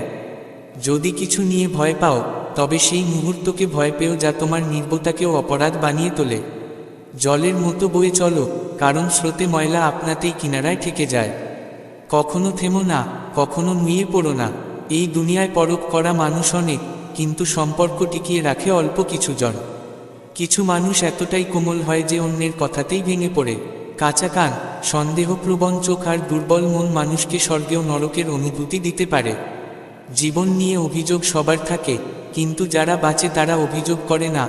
তারা প্রতিটি ব্যথাকে রূপ দেয় এক একটি কবিতায়, প্রতিটি অশ্রুকে পরিণত করে এক একটি শিক্ষায়। সময় মুখোশ খুলে দিয়েছে প্রতিটি মুখের, নইলে আমরা তো এমন ছিলাম যে প্রতিটি অচেনাকেই আপন মনে করতাম। মানুষ কখনো কিছু ভুলে না, না সেই সম্মান যা অপরেরা দেয়, না সেই অপমান যা আপনজনরা দেয়। তুমি যদি কাউকে নিজের জীবনে খুব মূল্যবান বানিয়ে দাও, তবে তুমি তাদের কাছে সস্তা হয়ে পড়বে। আর মনে রেখো, যাকে তুমি সময় দিচ্ছ, সেই একদিন তোমার ধ্বংস দেখে হাসবে। প্রতিবার উত্তর দেওয়া প্রয়োজন হয় না, কিন্তু চুপ থাকলে কিছু মানুষ সীমা ছাড়িয়ে যায়। তাই আত্মসম্মান বাঁচাতে উত্তর দেওয়াটা মাঝে মাঝে জরুরি হয়ে পড়ে। যে বারবার তোমাকে কষ্ট দেয়, তাকে দূরে সরিয়ে রাখাই শ্রেয়। সম্পর্ক রক্ষা করতে হলে কখনো বোবা হতে হয়, কখনো বধির হতে হয়। কারণ যদি প্রতিটি কথা শুনো, তবে সম্পর্ক নয়, এক ঘূর্ণিঝড় হবে। সম্পর্ক রক্ষা হয় নির্বতায়, আওয়াজে নয়। যেখানে অহংকার থাকে, সেখানে ভালোবাসা মরে যায়, আর যেখানে স্বার্থ থাকে, সেখানে আপনতা মরে যায়। ওপরওয়ালা যদি খুশি হন, তবে মানুষকে সিংহাসনে বসিয়ে দেন, আর সামান্য মুখ ফিরিয়ে নিলে সেই মানুষই ভিখারিতে পরিণত হয়। নিজের ছায়ার ওপর বিশ্বাস রাখো, কারণ তুমি না থাকলেও তোমার অভাব অনুভব করা হবে। আনন্দ ভাগ করে নিতে কোনো দোষ নেই, কিন্তু দুঃখ তাকে বলো যে তা বুঝতে পারে। প্রতিটি মুখ হাসে, কিন্তু প্রতিটি হৃদয় পাশে থাকে না। সঠিক সিদ্ধান্তও যদি দেরিতে নেওয়া হয়, তবে তা ভুল হয়ে যায়, কারণ সময় প্রতিটি সিদ্ধান্তকে বিচার করে। শ্রীকৃষ্ণ বলেন, কখনো কখনো নীরবতা অনেক কিছু বলে দেয়, আর যারা বেশি কথা বলে, তারা কেবল অভিনয় করে। সময় শেখায় যে যতটা আপন মনে হয়, সে ততটাই পর হয়ে ওঠে। আমি তাদের ছেড়ে দিয়েছি, যাদের জন্য আমি বারবার নত হয়েছিলাম, কারণ যতবারই সম্মান দিলাম, ততবারই তারা আমাকে অবমূল্যায়ন করেছে। আজ বুঝতে পেরেছি, যারা নিজেকে বড় দেখাতে অন্যকে ছোট করে, তারাই আসলে সবচেয়ে শূন্য। এতটাই যজ্ঞ হয়ে ওঠো যাতে কেউ সাহস না পায় এই কথা বলার, তোমার ছাড়া আমার কি হবে। আত্মনির্ভরতা হলো আসল শক্তি, আর আত্মসম্মান হলো সবচেয়ে বড় সম্পদ। প্রতিকূলতা সবাইকেই স্পর্শ করে, কিন্তু তা কেবল তখনই ভয় দেখায়, যখন আমাদের লক্ষ্য থেকে মন সরে যায়। যেদিন মনোযোগ ফিরে আসবে, সেদিন প্রতিকূলতাই পথ পাল্টাবে। কিছু সম্পর্ক এমন হয়, যাদের সঙ্গে থাকা একরকম শাস্তি, আবার যাদের ছাড়া থাকা কষ্ট। যেন একটি ক্ষত, যা প্রতিদিন তাজা হয় আর প্রতিটি হাসির আড়ালে রক্ত ঝরে। আমরা কখনো এমনভাবে ভেঙে পড়ি যে বাইরের কোনো আনন্দ কেবল এক মুখোশ ছাড়া কিছু দেয় না। ভেতরের নীরবতা তখনও ঠিক আগের মতোই রয়ে যায়। নীরবতা জীবনে খুব জরুরি, কিন্তু যখন কথা ধর্মের, মর্যাদার, আত্মসম্মানের, তখন অস্ত্র তুলে নেওয়াই ধর্ম। রাগ যদি ধর্ম রক্ষায় হয়, তবে তা তপস্যা হয়ে যায়, আর সহনশীলতা যদি অন্যায়ের সামনে নত হয়, তবে তা পাপ। নিজেকে নিয়ে কখনো অহংকার করো না, কারণ পাথরও ভারী, কিন্তু জলে ডুবে যায়। আসল শক্তি সেটা, যা সঠিক সময়ে সঠিকভাবে নম্র হতে জানে, সব সময় কঠিন হয়ে নয়।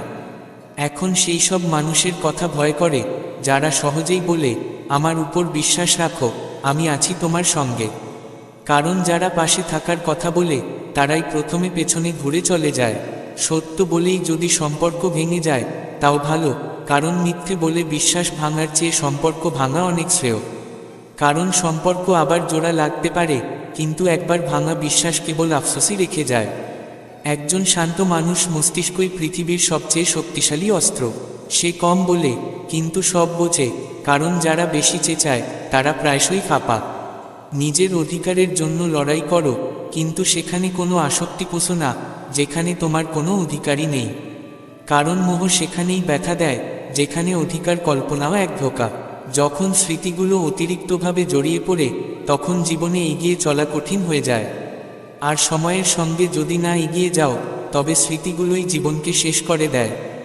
যে সম্পর্ক তোমায় কাঁদিয়ে তোলে তার থেকে গভীর আর কিছু হয় না, কিন্তু যে সম্পর্ক তোমার কান্নায়ও পাশে থাকে না তার চেয়ে দুর্বল কিছু নেই। সব প্রশ্নের উত্তর দেওয়া যায়, কিন্তু যারা সম্পর্কের গুরুত্ব বোঝে না তারা শব্দের গভীরতাও বোঝে না। যুগ বদলায়নি, মানুষ বদলেছে নিজেদের স্বার্থ অনুযায়ী। যারা একসময় হাতে ধরে হাঁটত আজ তারাই রাস্তা বদলানোর অজুহাত খোঁজে। বলাটা সহজ, রাগ গেল, কথা গেল, কিন্তু যেটা মনে লেগে যায় তা রাগ দিয়ে নয়, পুরো জীবন দিয়েও মুছে না। যতক্ষণ না কোনো আপন মানুষ বিশ্বাসঘাতকতা করে ততক্ষণ জীবনকে আসলে চেনা যায় না। বিশ্বাসঘাতকতাই সেই আয়না যা আমাদের সত্যিকারের চোখ এনে দেয়। একটা সময় আসে যখন মানুষের ভেতরে খুব শোরগোল হয়, কিন্তু বাইরে সেই নিঃশব্দ। সেই নিঃশব্দতায় থাকে প্রশ্ন, উত্তরও, কিন্তু তারা কাউকে বলা যায় না।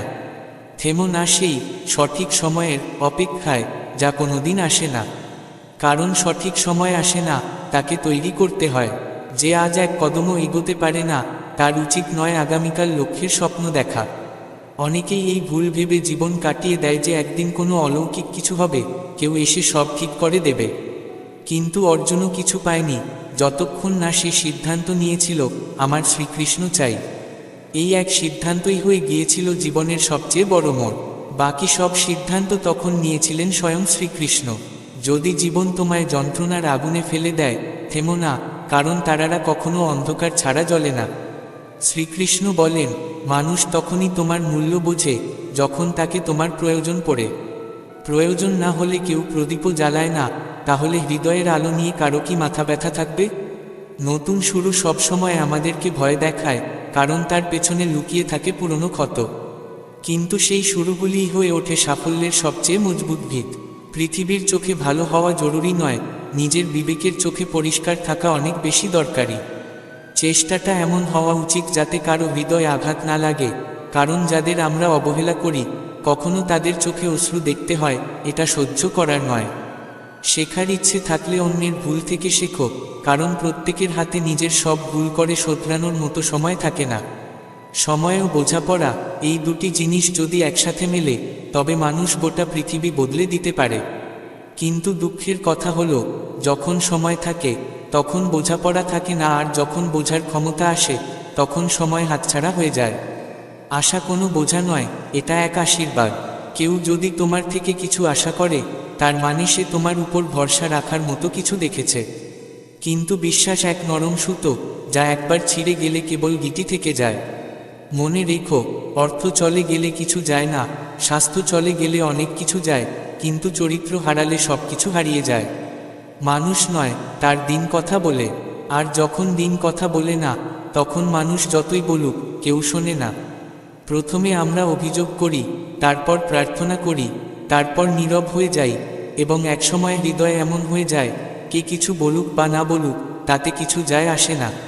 কারণ জীবনের এক পর্যায়ে বুঝতে হয়, এই পৃথিবীটা খুব মিথ্যে, আর সত্য বলে কিছু শুধু নিজের ভেতরেই টিকে থাকে।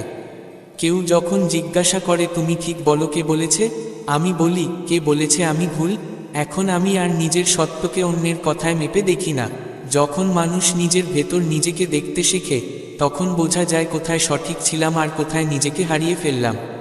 কিছু মানুষ এমন হয় যাদের সাথে দেখা হওয়াটাই ভুল মনে হয়, কিন্তু তারাই আমাদের জীবনের গভীর শিক্ষাটা দিয়ে যায়। প্রকৃত সৌন্দর্য আয়নায় নয়, কারো কথায় নয়, তাদের হৃদয়ের সেই আলোতে থাকে যারা কঠিন সময়েও অন্যকে সাহস দিতে পারে। ভালো সময়ে মানুষ তোমার বড় ভুলকে হাসি ঠাট্টায় উড়িয়ে দেয়, কিন্তু খারাপ সময়ে তোমার সামান্য হাসিটাও বিষ বলে মনে হয়। যারা তোমাকে ভুল বোঝে তাদের সঙ্গে তর্ক করো না, কারণ তাদের বোঝার দেয়াল ততটাই উঁচু যতটা তাদের অভিজ্ঞতা। যদি অহংকার কখনো মাথা তোলে, একবার শ্মশানে ঘুরে এসো। সেখানে শুয়ে থাকে সেই মানুষরাই যাদের নামে একসময় দুনিয়া চলত। মনে রেখো, যারা আজ তোমাকে স্যালুট করে তারা কাল তোমাকে ভুলতেও দেরি করবে না। মিথ্যা লোকেরা উচ্চস্বরে সত্যকে চাপা দিতে পারে, কিন্তু সত্যের নীরবতা মিথ্যার ভিত কাঁপিয়ে দেয়। কারণ যে নির্বতায় স্থির থাকে সে সময়ের সাথে প্রতিধ্বনি হয়ে ফিরে আসে। ওপরে উঠতে হলে কোনো ডিগ্রির দরকার হয় না, দরকার মিষ্টি ভাষা।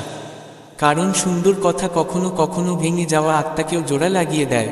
নম্রতা দুর্বলতা নয়, সেটা সেই গাছের মতো যা ফল ধরলে নত হয়। কিন্তু নম্রতা তখনই ঠিক আছে যতক্ষণ আত্মসম্মান অটুট থাকে। কারণ যেখানে নিজেকে হারিয়ে ফেলো সেখানে আর কিছুই থাকে না। একজন নারী প্রেম ভুলে যেতে পারে, কিন্তু যে তাকে সম্মান দেয় তাকে কোনোদিন ভুলতে পারে না। সম্মান একবার পাওয়া যায়, কিন্তু সারা জীবন মনে থাকে। প্রত্যেক পথিককে পথ জিজ্ঞাসা করো না, কেউ কেউ তোমাকে গন্তব্য থেকে আরও দূরে নিয়ে যাবে। নিজের উপর বিশ্বাস রাখো, কারণ যে সময় তোমার হাতে আছে তা আর ফিরে আসবে না। সময়ের সঙ্গে বদলানোই জীবিত থাকার চিহ্ন। যদি কেউ তোমাকে নিচু দেখানোর জন্য প্রাণপণ করে, বুঝে নিও তুমি তার চেয়ে অনেক উপরে আছো। জীবন বাঁচার জন্য, অন্যদের ভাবনার জন্য নয়। যারা শুধু ভাবে তারা পাশে থাকে না, আর যারা পাশে থাকে তারা প্রশ্ন করে না। যখন কারো খারাপ সময় আসে তখন তার পাশে দাঁড়াও। সময় চলে যাবে, কিন্তু তোমার সহচরিতা তাকে সারা জীবনের জন্য মনে থাকবে। মানুষ সকাল থেকে সন্ধ্যা কাজ করে এতটা ক্লান্ত হয় না যতটা হয় চিন্তা আর রাগের কিছু মুহূর্তে। তাই শান্তিকে বেছে নাও, আত্মার ভার হালকা করো, যা যা ভার দেয় তা ছেড়ে দাও। যদি ঈশ্বরের সঙ্গে সম্পর্ক গড়ে তোলো তাহলে আর কারো ভরসার দরকার পড়ে না। কারণ যখন সবাই ছেড়ে দেয় তখন একমাত্র তিনিই পাশে থাকেন। উপদেশ অনেকেই দেয়, কিন্তু যখন হাঁটতে কষ্ট হয় তখন একমাত্র ঈশ্বরের হাতই পড়ে, যা তোমাকে পড়তে দেয় না। শ্রীকৃষ্ণ বলেন, জেতার পর সবাই জড়িয়ে ধরে, কিন্তু হারার পর যে জড়িয়ে ধরে সেই প্রকৃত আপন। বাজারে এমন কোনো সম্পর্ক মেলে না যা ভেঙে গিয়েও জুড়ে যায়। সব কিছু নিজের না বলো না, কারণ আজ যারা তোমার পাশে কাল তারাই তোমার বিরুদ্ধে যেতে পারে। নিজেকে এমন যজ্ঞ করো যাতে মানুষ তোমাকে নির্লাভেও সম্মান দেয়। সম্মান চাইলে আগে নিজেকে সেই যজ্ঞ করে তোলো।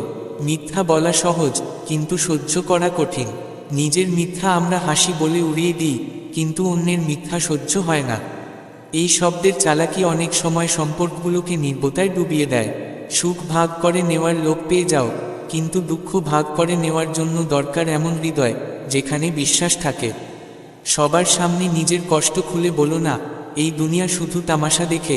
সহানুভূতি নয়, সম্পর্ক রক্তে নয়, সময়ে গড়ে ওঠে যখন কেউ কথা ছাড়াই বিপদে পাশে দাঁড়িয়ে পড়ে। প্রকৃত বন্ধু সে নয় যে শুধু হাসির সময় পাশে থাকে, বরং সে যে তখনও পাশে থাকে যখন তুমি ভেঙে পড়ছো আর দুনিয়া মুখ ঘুরিয়ে নিচ্ছে। কারো কথা খারাপ লাগলে দুইটি বিষয় ভাবো, যদি মানুষটি দরকারি হয় তবে কথা ভুলে যাও, আর যদি কথাটি জরুরি হয় তবে মানুষটিকে ছেড়ে দাও। আত্মার ভার কোনো সম্পর্কে হালকা হয় না, বরং বোঝাপড়ায় হালকা হয়। মানুষ তখনই জ্ঞানী হয় না যখন সে বড় বড় কথা বলে, বরং হয় যখন সে ছোট ছোট কথাও হৃদয় দিয়ে বোঝে। জীবনে তুমি কখন ঠিক ছিলে তা কেউ মনে রাখে না, কিন্তু তুমি কখন ভুল ছিলে সেটাই সবাই মনে রাখে। এটাই পৃথিবী, ভুলগুলোই মনে থাকে, গুণগুলো উড়ে যায়। নিজের মনকে আনন্দে রাখো, কারণ যারা সুখ খোঁজে তারা কখনো শান্তি পায় না, কিন্তু যারা শান্তি খোঁজে তারা সব অবস্থায় সুখ খুঁজে পায়। ঈশ্বর বলেন, তোমার সব কিছু আমার হাতে ছেড়ে দাও। তোমার ভয়, চিন্তা, অসম্পূর্ণ স্বপ্ন সব আর একদম হালকা হয়ে আমাকে স্মরণ করো। দেখবে তোমার জীবন ধীরে ধীরে আলোকিত হয়ে উঠবে। প্রতিদিন রাতে ঘুমোতে যাওয়ার আগে নিজের দিনটির হিসাব ঈশ্বরকে দাও। বলো কাকে কষ্ট দিয়েছ, কাদের কাছে ক্ষমা চাও, কাকে ক্ষমা করেছ। দেখবে ঘুম হয়ে উঠবে শান্তি, আর সকালে এক আশীর্বাদ। রাগের মুহূর্তে বলা এক কথা বছরের মধুরতাকেও এক মুহূর্তে পুড়িয়ে দিতে পারে। তাই নিজের জীবকে এত শক্তিশালী হতে দিও না যে সম্পর্ক ভেঙে ফেলে।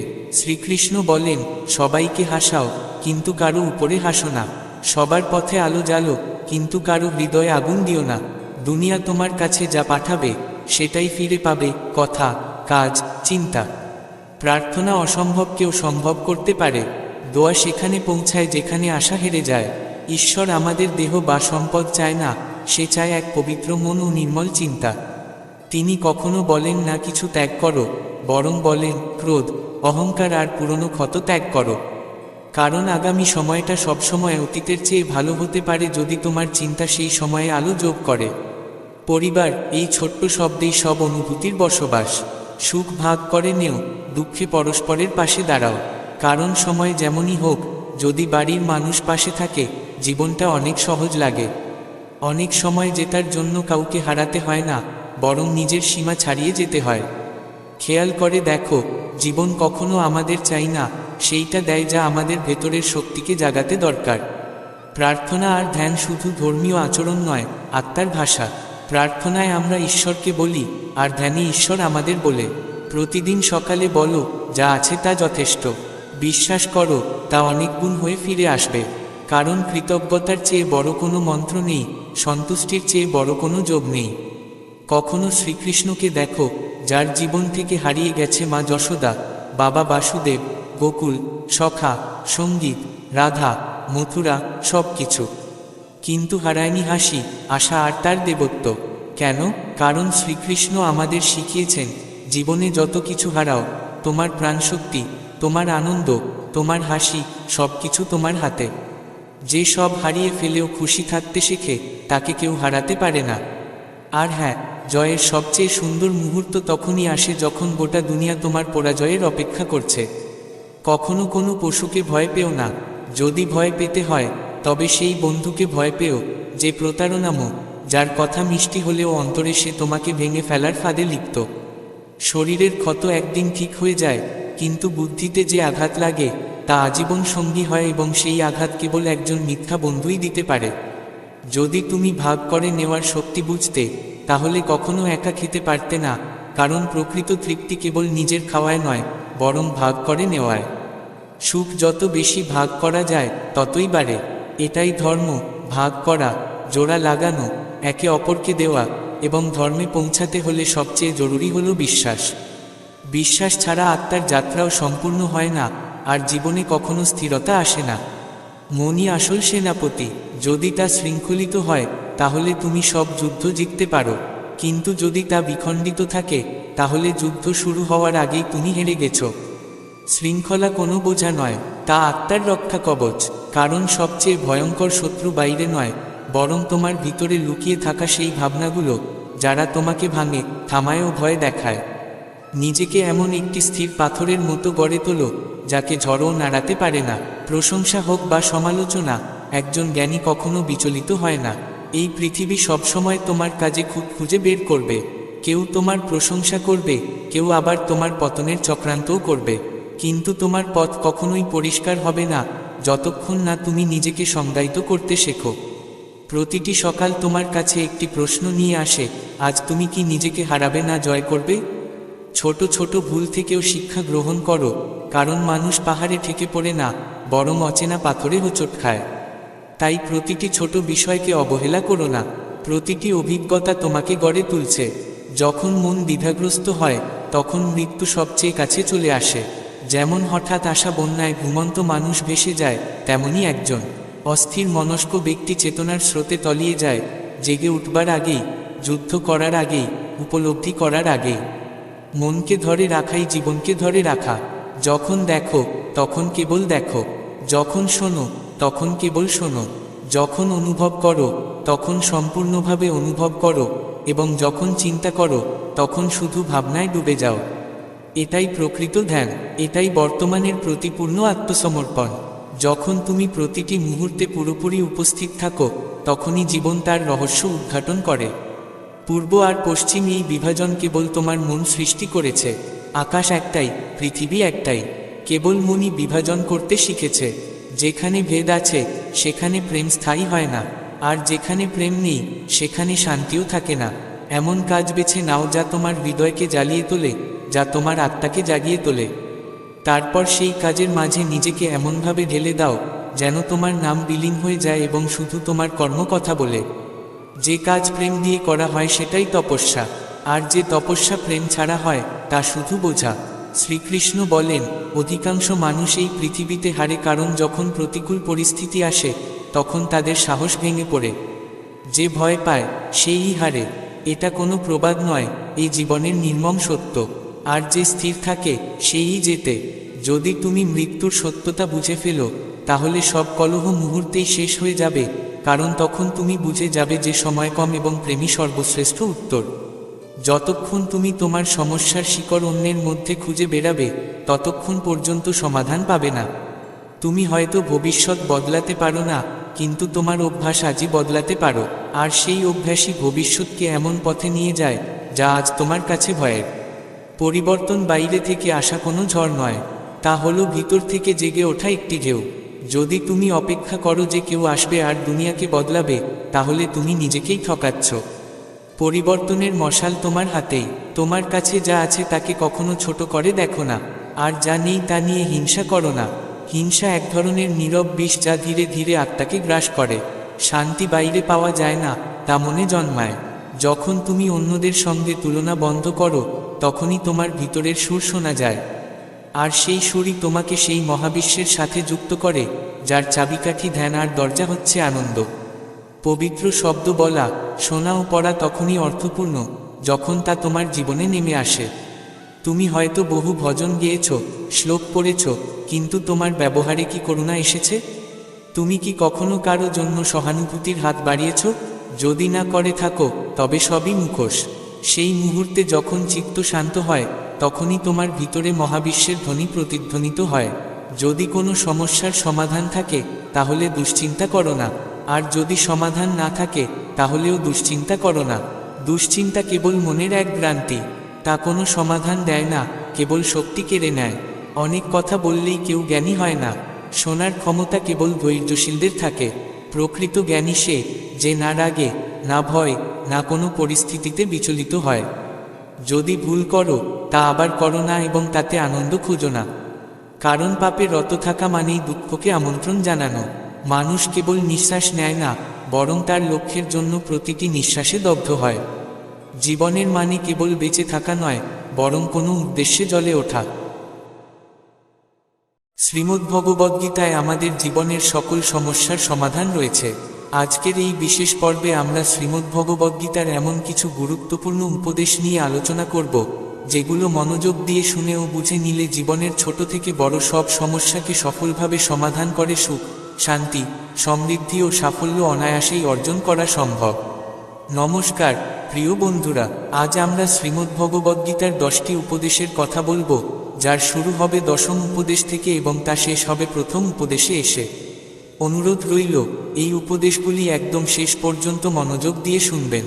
যদি এই ভিডিওটি প্রতিদিন রাতে ঘুমোতে যাওয়ার আগে ও সকালে ঘুম থেকে ওঠার পর একাগ্রচিত্তে শোনেন, তাহলে আপনার চিন্তাভাবনা এবং জীবনযাত্রায় ইতিবাচক পরিবর্তন আসবে নিঃসন্দেহে। পর্বটি শুরু করার আগে হৃদয় থেকে মন্তব্যে লিখুন, জয় শ্রী রাধে কৃষ্ণা। তাহলে শুরু করা যাক। শ্রীমদ্ভগবদ্গীতার দশম উপদেশ বলছে যে জীবনে কিছু পাওয়ার জন্য অবশ্যই কাজ করতে হয়। শ্রম ও সংগ্রাম ছাড়া আমরা আমাদের লক্ষ্য অর্জন করতে পারি না। জীবনের কঠিন পথ পেরিয়ে সংগ্রাম করেই ভাগ্যের গঠন ঘটে। ভগবান শ্রীকৃষ্ণ বলেছেন, নিয়তং কুরু কর্মতং কর্মজেয় হোকর্মণ শরীরযাত্রা চতে ন প্রসিদ্ধেদ কর্মণ। অর্থাৎ, হে অর্জুন, তোমার নির্ধারিত কর্ম অবশ্যই করো, কারণ কর্ম না করে থাকা অপেক্ষা কর্ম করাই শ্রেয়। কর্ম পরিত্যাগ করলে তোমার দেহধারণও সম্ভব হবে না। এই কথাটি একটি গল্পের মাধ্যমে বোঝা যাক। একবার এক গুরুজি তার শিষ্যদের প্রজাপতির ওপর পাঠ দিচ্ছিলেন। তিনি একটি ডিমের খোলস শিষ্যদের সামনে রেখে বললেন, এটি মনোযোগ দিয়ে দেখো, কিছুক্ষণের মধ্যে প্রজাপতি এটিকে ভেদ করে বাইরে আসার চেষ্টা করবে, কিন্তু তোমরা কেউ তাকে সাহায্য করবে না। এই কথা বলে তিনি চলে গেলেন। শিষ্যরা অপেক্ষা করতে লাগলো। কিছুক্ষণ পর প্রজাপতি বেরোনোর জন্য সংগ্রাম করতে শুরু করলো। একজন শিষ্যের তার প্রতি দয়া হলো। সে গুরুজির কথা অমান্য করে খোলসটি ভেঙে দিল। ফলে প্রজাপতির আর কোনো পরিশ্রম করতে হলো না, কিন্তু কিছুক্ষণের মধ্যেই সে মারা গেল। গুরুজি ফিরে এসে ঘটনা জানলেন এবং বললেন, খোলস ভেদ করে বাইরে আসার সংগ্রামেই প্রজাপতির পাখা শক্তিশালী হয়। এটি প্রকৃতির নিয়ম। সংগ্রামের সুযোগ না পেয়ে তার পাখাগুলো দুর্বল রয়ে গেল এবং সে বাঁচতে পারল না। বন্ধুরা, আমাদের জীবনের ক্ষেত্রেও এই নিয়মই খাটে। জীবনে কোনো মূল্যবান জিনিস সংগ্রাম ছাড়া পাওয়া যায় না। এমনকি নিজের ক্ষুধা মেটানোর জন্যও প্রতিটি জীবকে তার নির্ধারিত কাজ করতে হয়। এই সংসারে একটি প্রাণীও কর্ম না করে টিকে থাকতে পারে না। শ্রীমদ্ভগবদ্গীতার নবম উপদেশ বলছে, আমাদের সব সময় নিজের মন ও চিন্তাধারার ওপর নিয়ন্ত্রণ রাখা উচিত। যদি আমরা জীবনে সফল হতে চাই, তাহলে আমাদের আশাবাদী ও গঠনমূলক ভাবনা গ্রহণ করতে হবে এবং নেতিবাচক চিন্তা থেকে নিজেকে দূরে রাখতে হবে। ভগবান শ্রীকৃষ্ণ বলেন, বন হসন্ত দ হ্রস্ব উকার র এদা আকার আত্মস্তস্য ইয়েনামাইবেদ্যা না জিতা অ্যানামানাস্টা সট্রুটিভ ভ্যাট্টেমাইভা সট্রুভেটা হসন্ত। অর্থাৎ, যে ব্যক্তি নিজের মনকে জয় করতে পেরেছে, তার মন তার বন্ধু হয়ে যায়, কিন্তু যে তা পারে না, তার মন শত্রুর মতো আচরণ করে। এটিও একটি গল্পের মাধ্যমে বোঝা যাক। একবার এক গ্রাম সংলগ্ন এক গুহায় এক ভয়ঙ্কর দৈত্য বাস করত। তার ভয়ে গ্রামের প্রতিটি মানুষ আতঙ্কে ছিল। এমন সময় এক 17 বছরের রাখাল ছেলে তার ভাইদের সঙ্গে দেখা করতে গ্রামে এল। সে দৈত্যটির কথা শুনে বলল, তোমরা ওর সঙ্গে লড়ো না কেন? ভাইরা ভয় বলল, তুমি জানো না সে কত বড়, তাকে মারা অসম্ভব। ছেলেটি জবাব দিল, বিষয়টা বড় হওয়া নয়, আসল ব্যাপার হলো সে এত বড় যে তাকে লক্ষ্যভ্রষ্ট হওয়া যায় না। এরপর সে নিজের বুলটির সাহায্যে সেই দৈত্যকে মেরে ফেলল। বন্ধুরা, দৈত্য তো একটাই ছিল, কিন্তু সেই ছেলেটির চিন্তাভাবনা ও তার দৃষ্টিভঙ্গি ছিল সম্পূর্ণ ভিন্ন। ঠিক এই কারণেই যখন আমাদের জীবনে কোনো বিপদ আসে বা আমরা কোনো কঠিন পরিস্থিতির মুখোমুখি হই, তখন তা আমরা কিভাবে গ্রহণ করি তা নির্ভর করে আমাদের মনোভাব ও চিন্তার উপরে। যদি আমরা মনকে সংযত রেখে ইতিবাচকভাবে সেই পরিস্থিতির সম্মুখীন হই, তবে নিশ্চিতভাবে সফল হতে পারি। কিন্তু যদি আমরা মনকে অবাধে চলতে দিই, তাহলে সেই মনই আমাদের সবচেয়ে বড় শত্রু হয়ে ওঠে এবং ব্যর্থতার কারণ হয়ে দাঁড়ায়। নেতিবাচক ও নিরাশাবাদী চিন্তার প্রভাবে অনেকেই হাল ছেড়ে দেয়, আর তখনই পরাজয় অবশ্যম্ভাবী হয়ে পড়ে। বন্ধুগণ, অষ্টম উপদেশে যাওয়ার আগে আপনাদের কাছে একটি ছোট অনুরোধ। যদি এই ভিডিওটি থেকে আপনারা কিছু শিক্ষণীয় কথা পেয়ে থাকেন, তাহলে ভিডিওটিকে অবশ্যই পছন্দ করুন। আর আপনি যদি চ্যানেলে প্রথমবার এসে থাকেন, তাহলে চ্যানেলটি সাবস্ক্রাইব করে নোটিফিকেশন অন করতে ভুলবেন না। শ্রীমদ্ভগবদ্গীতার অষ্টম গুরুত্বপূর্ণ উপদেশ হল, এই জগতে কোনো প্রাণী তার কর্মফলের হাত থেকে রক্ষা পায় না। আমরা যে কোনো কর্মই করি না কেন, তার ফল আমাদের ভোগ করতেই হবে।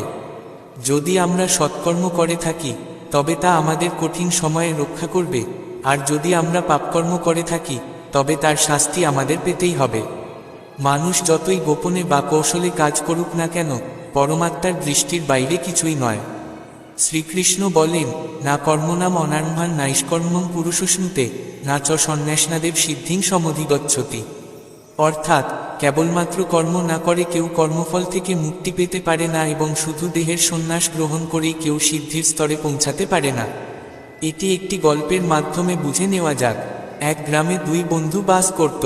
তারা ঠিক করল যে এই গ্রামে থেকে তারা উপার্জন করতে পারছে না, তাই শহরে যাবে অর্থ উপার্জনের জন্য।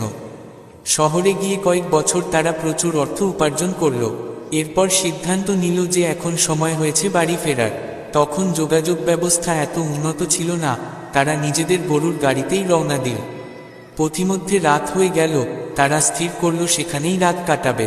এক বন্ধু বলল, আমি এখানেই বসে অর্থ পাহারা দিচ্ছি, তুমি বাজারে গিয়ে খাবার নিয়ে এসো। বাজারে গিয়ে সেই বন্ধুর মনে লোভ জন্মাল। সে ভাবল, এত টাকা যদি আমি একা পেয়ে যাই, তাহলে কাউকে ভাগ দিতে হবে না। সে খাবারে বিষ মিশিয়ে দিল। সেই খাবার খেয়ে তার বন্ধু সেখানেই মারা গেল। খুনি বন্ধু একা সমস্ত টাকা নিয়ে বাড়ি ফিরে গেল। কিছুদিন পরে তার ঘরে একটি পুত্র সন্তানের জন্ম হলো, কিন্তু সেই ছেলে ছিল চিরদিনই অসুস্থ। যে অর্থ সে উপার্জন করেছিল, সবটুকুই ছেলের চিকিৎসায় খরচ হয়ে গেল। ছেলে বড় হলেও সুস্থ হয়নি। একদিন তার পিতা জিজ্ঞাসা করল, তুই সুস্থ হচ্ছিস না কেন? আমি আমার জীবনটাকেই তোকে দিয়েছি, তবুও কিছু কাজ হচ্ছে না। ছেলে উত্তর দিল, আমি কোনো পুত্র নই, কোনো পিতাও নই। আমি সেই বন্ধু যাকে তুই বিষ খাইয়ে হত্যা করেছিলি। আজ তোর বাড়িতেই তোর পুত্ররূপে জন্ম নিয়ে আমি আমার প্রতিশোধ সম্পূর্ণ করলাম। এখন আমার কাজ শেষ হয়েছে। এই উপদেশ আমাদের শেখায়, কেউ যতই চতুর বা বুদ্ধিমান হোক না কেন, যদি সে অন্যায় করে, তবে একদিন তাকে তার কর্মফল ভোগ করতেই হবে। এই সৃষ্টিতে এমন কোনো প্রাণী নেই যে নিজের কর্মের ফল না ভোগ করে পার পাবে। শ্রীমদ্ভগবদ্গীতার সপ্তম গুরুত্বপূর্ণ উপদেশ হল, এই পৃথিবীর প্রতিটি প্রাণী সুখ ও শান্তির কামনা করে, কিন্তু আমাদের জীবনের দুঃখের মূল কারণ আমাদের নিজের কামনা বাসনা। এক ইচ্ছা পূর্ণ হলে সঙ্গে সঙ্গেই আরেকটি ইচ্ছার জন্ম হয়। কামনার কোনো শেষ নেই। তাই আমাদের উচিত আমাদের ইচ্ছাগুলোর ওপর নিয়ন্ত্রণ রাখা। ভগবান শ্রীকৃষ্ণ বলেন, বিহায় কামান্য সর্বান পুমান চরতি নিহস্পৃহ নির্মম নিরহংকার স্বশান্তিমধিগচ্ছতি। অর্থাৎ যে ব্যক্তি সব ইচ্ছা ত্যাগ করে, মমতা ও অহংকার ত্যাগ করে নিজের কর্তব্যে নিযুক্ত হয়, সেই প্রকৃত শান্তি লাভ করে। এটি একটি ছোট গল্প দিয়ে বোঝা যাক। একবার এক গ্রামে এক সাধু বাস করতেন। তিনি সবসময় ভগবানের নামগান ও জপতপে লিপ্ত থাকতেন এবং আনন্দে থাকতেন। একদিন তিনি গ্রামের বাইরে বনভূমিতে থাকা নিজের কুঁড়েঘরে যাচ্ছিলেন। পথে একটি বাজার পড়ল।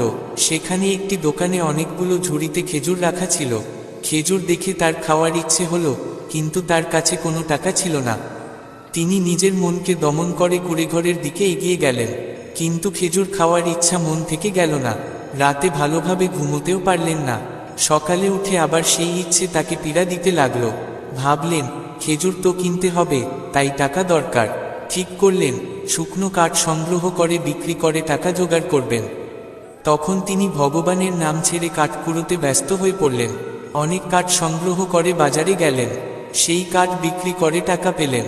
তারপর খেজুর কিনে কুঁড়েঘরে ফেরার পথে ভাবতে লাগলেন, আজ খেজুর খাওয়ার ইচ্ছায় আমি ভগবানের নাম ত্যাগ করলাম, কাল যদি অন্য কিছু ইচ্ছা জাগে, কখনো নতুন কাপড়, কখনো অন্য খাবার। আমি তো একজন সাধু, তাহলে আমি কিভাবে এই কামনার দাস হয়ে পড়ি?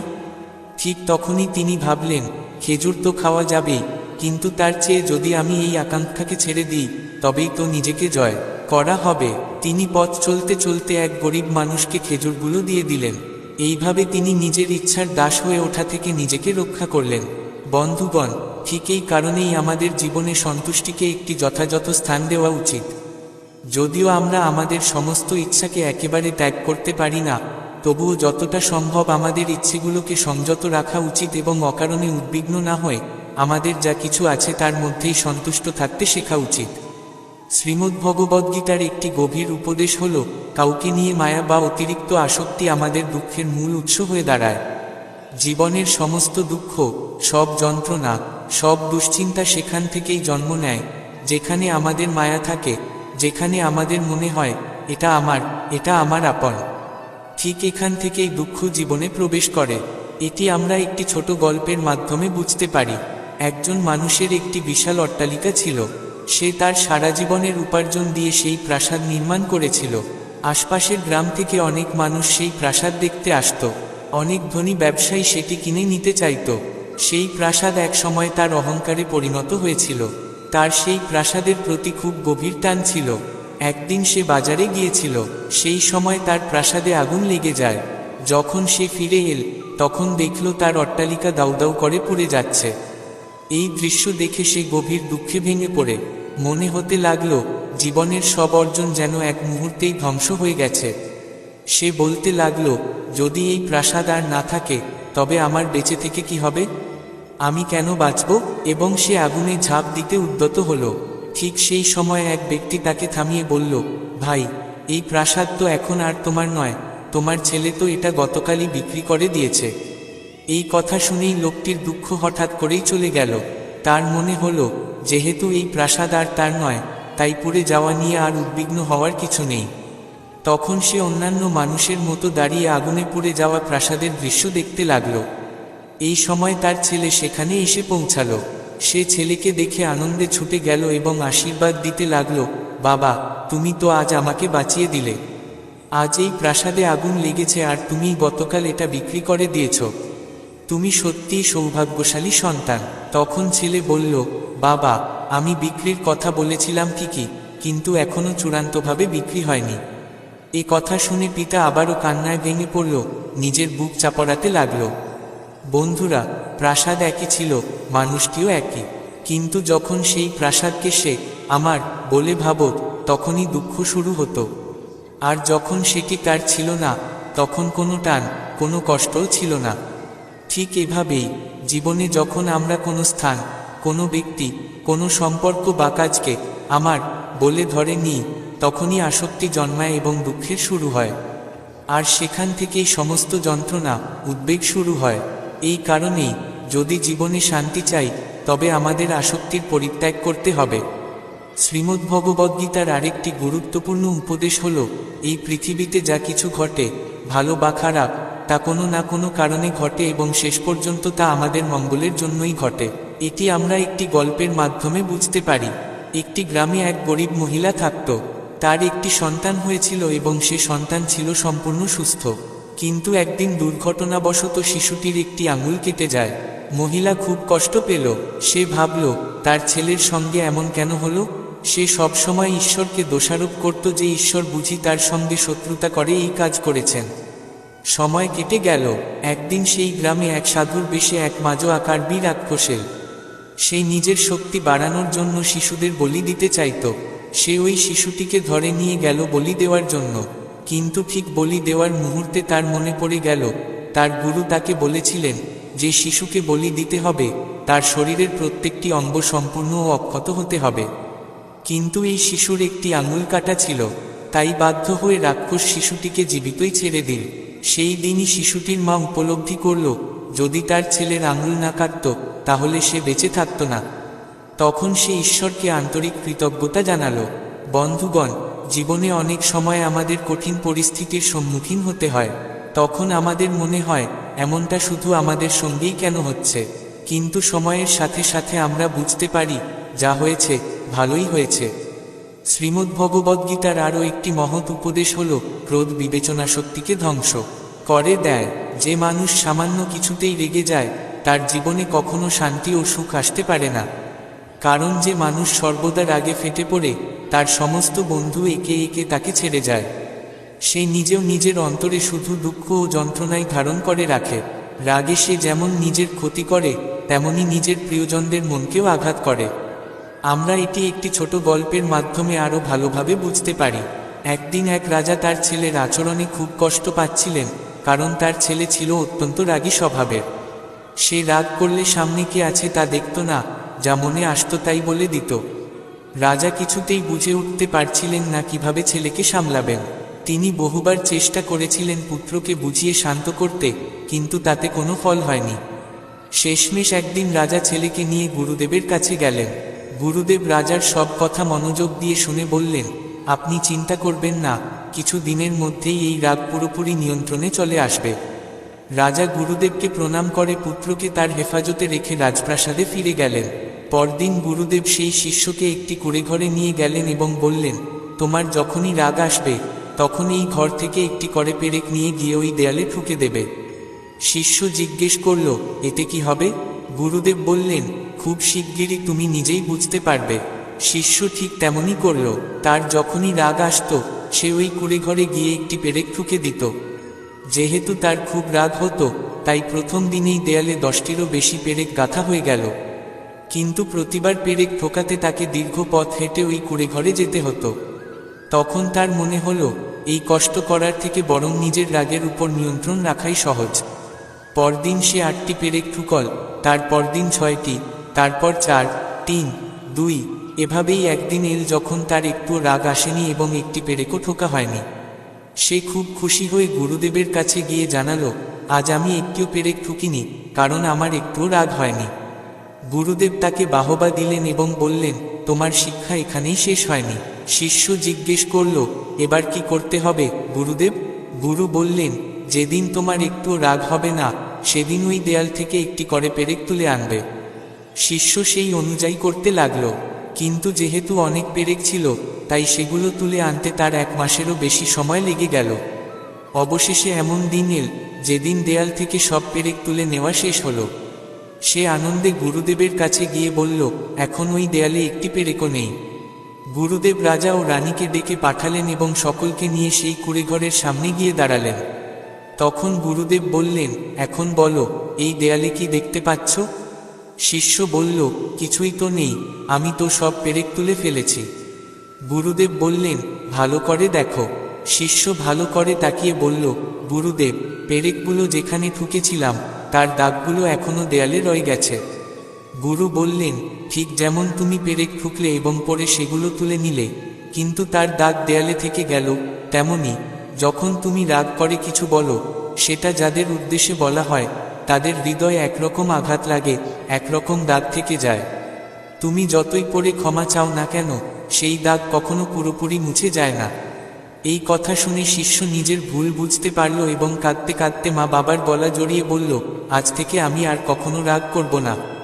বন্ধুগণ, যে ব্যক্তি নিজের রাগ নিয়ন্ত্রণ করতে পারে না, সে জীবনের কিছুই নিয়ন্ত্রণ করতে পারে না। রাগী মানুষের কোনো প্রকৃত বন্ধু থাকে না, সবাই তার থেকে দূরে সরে যায়। সে কখনো শান্তি পায় না। যদি জীবনে সত্যিকারের শান্তি চাই, তাহলে অল্প অল্প কথায় রেগে যাওয়া ত্যাগ করতে হবে।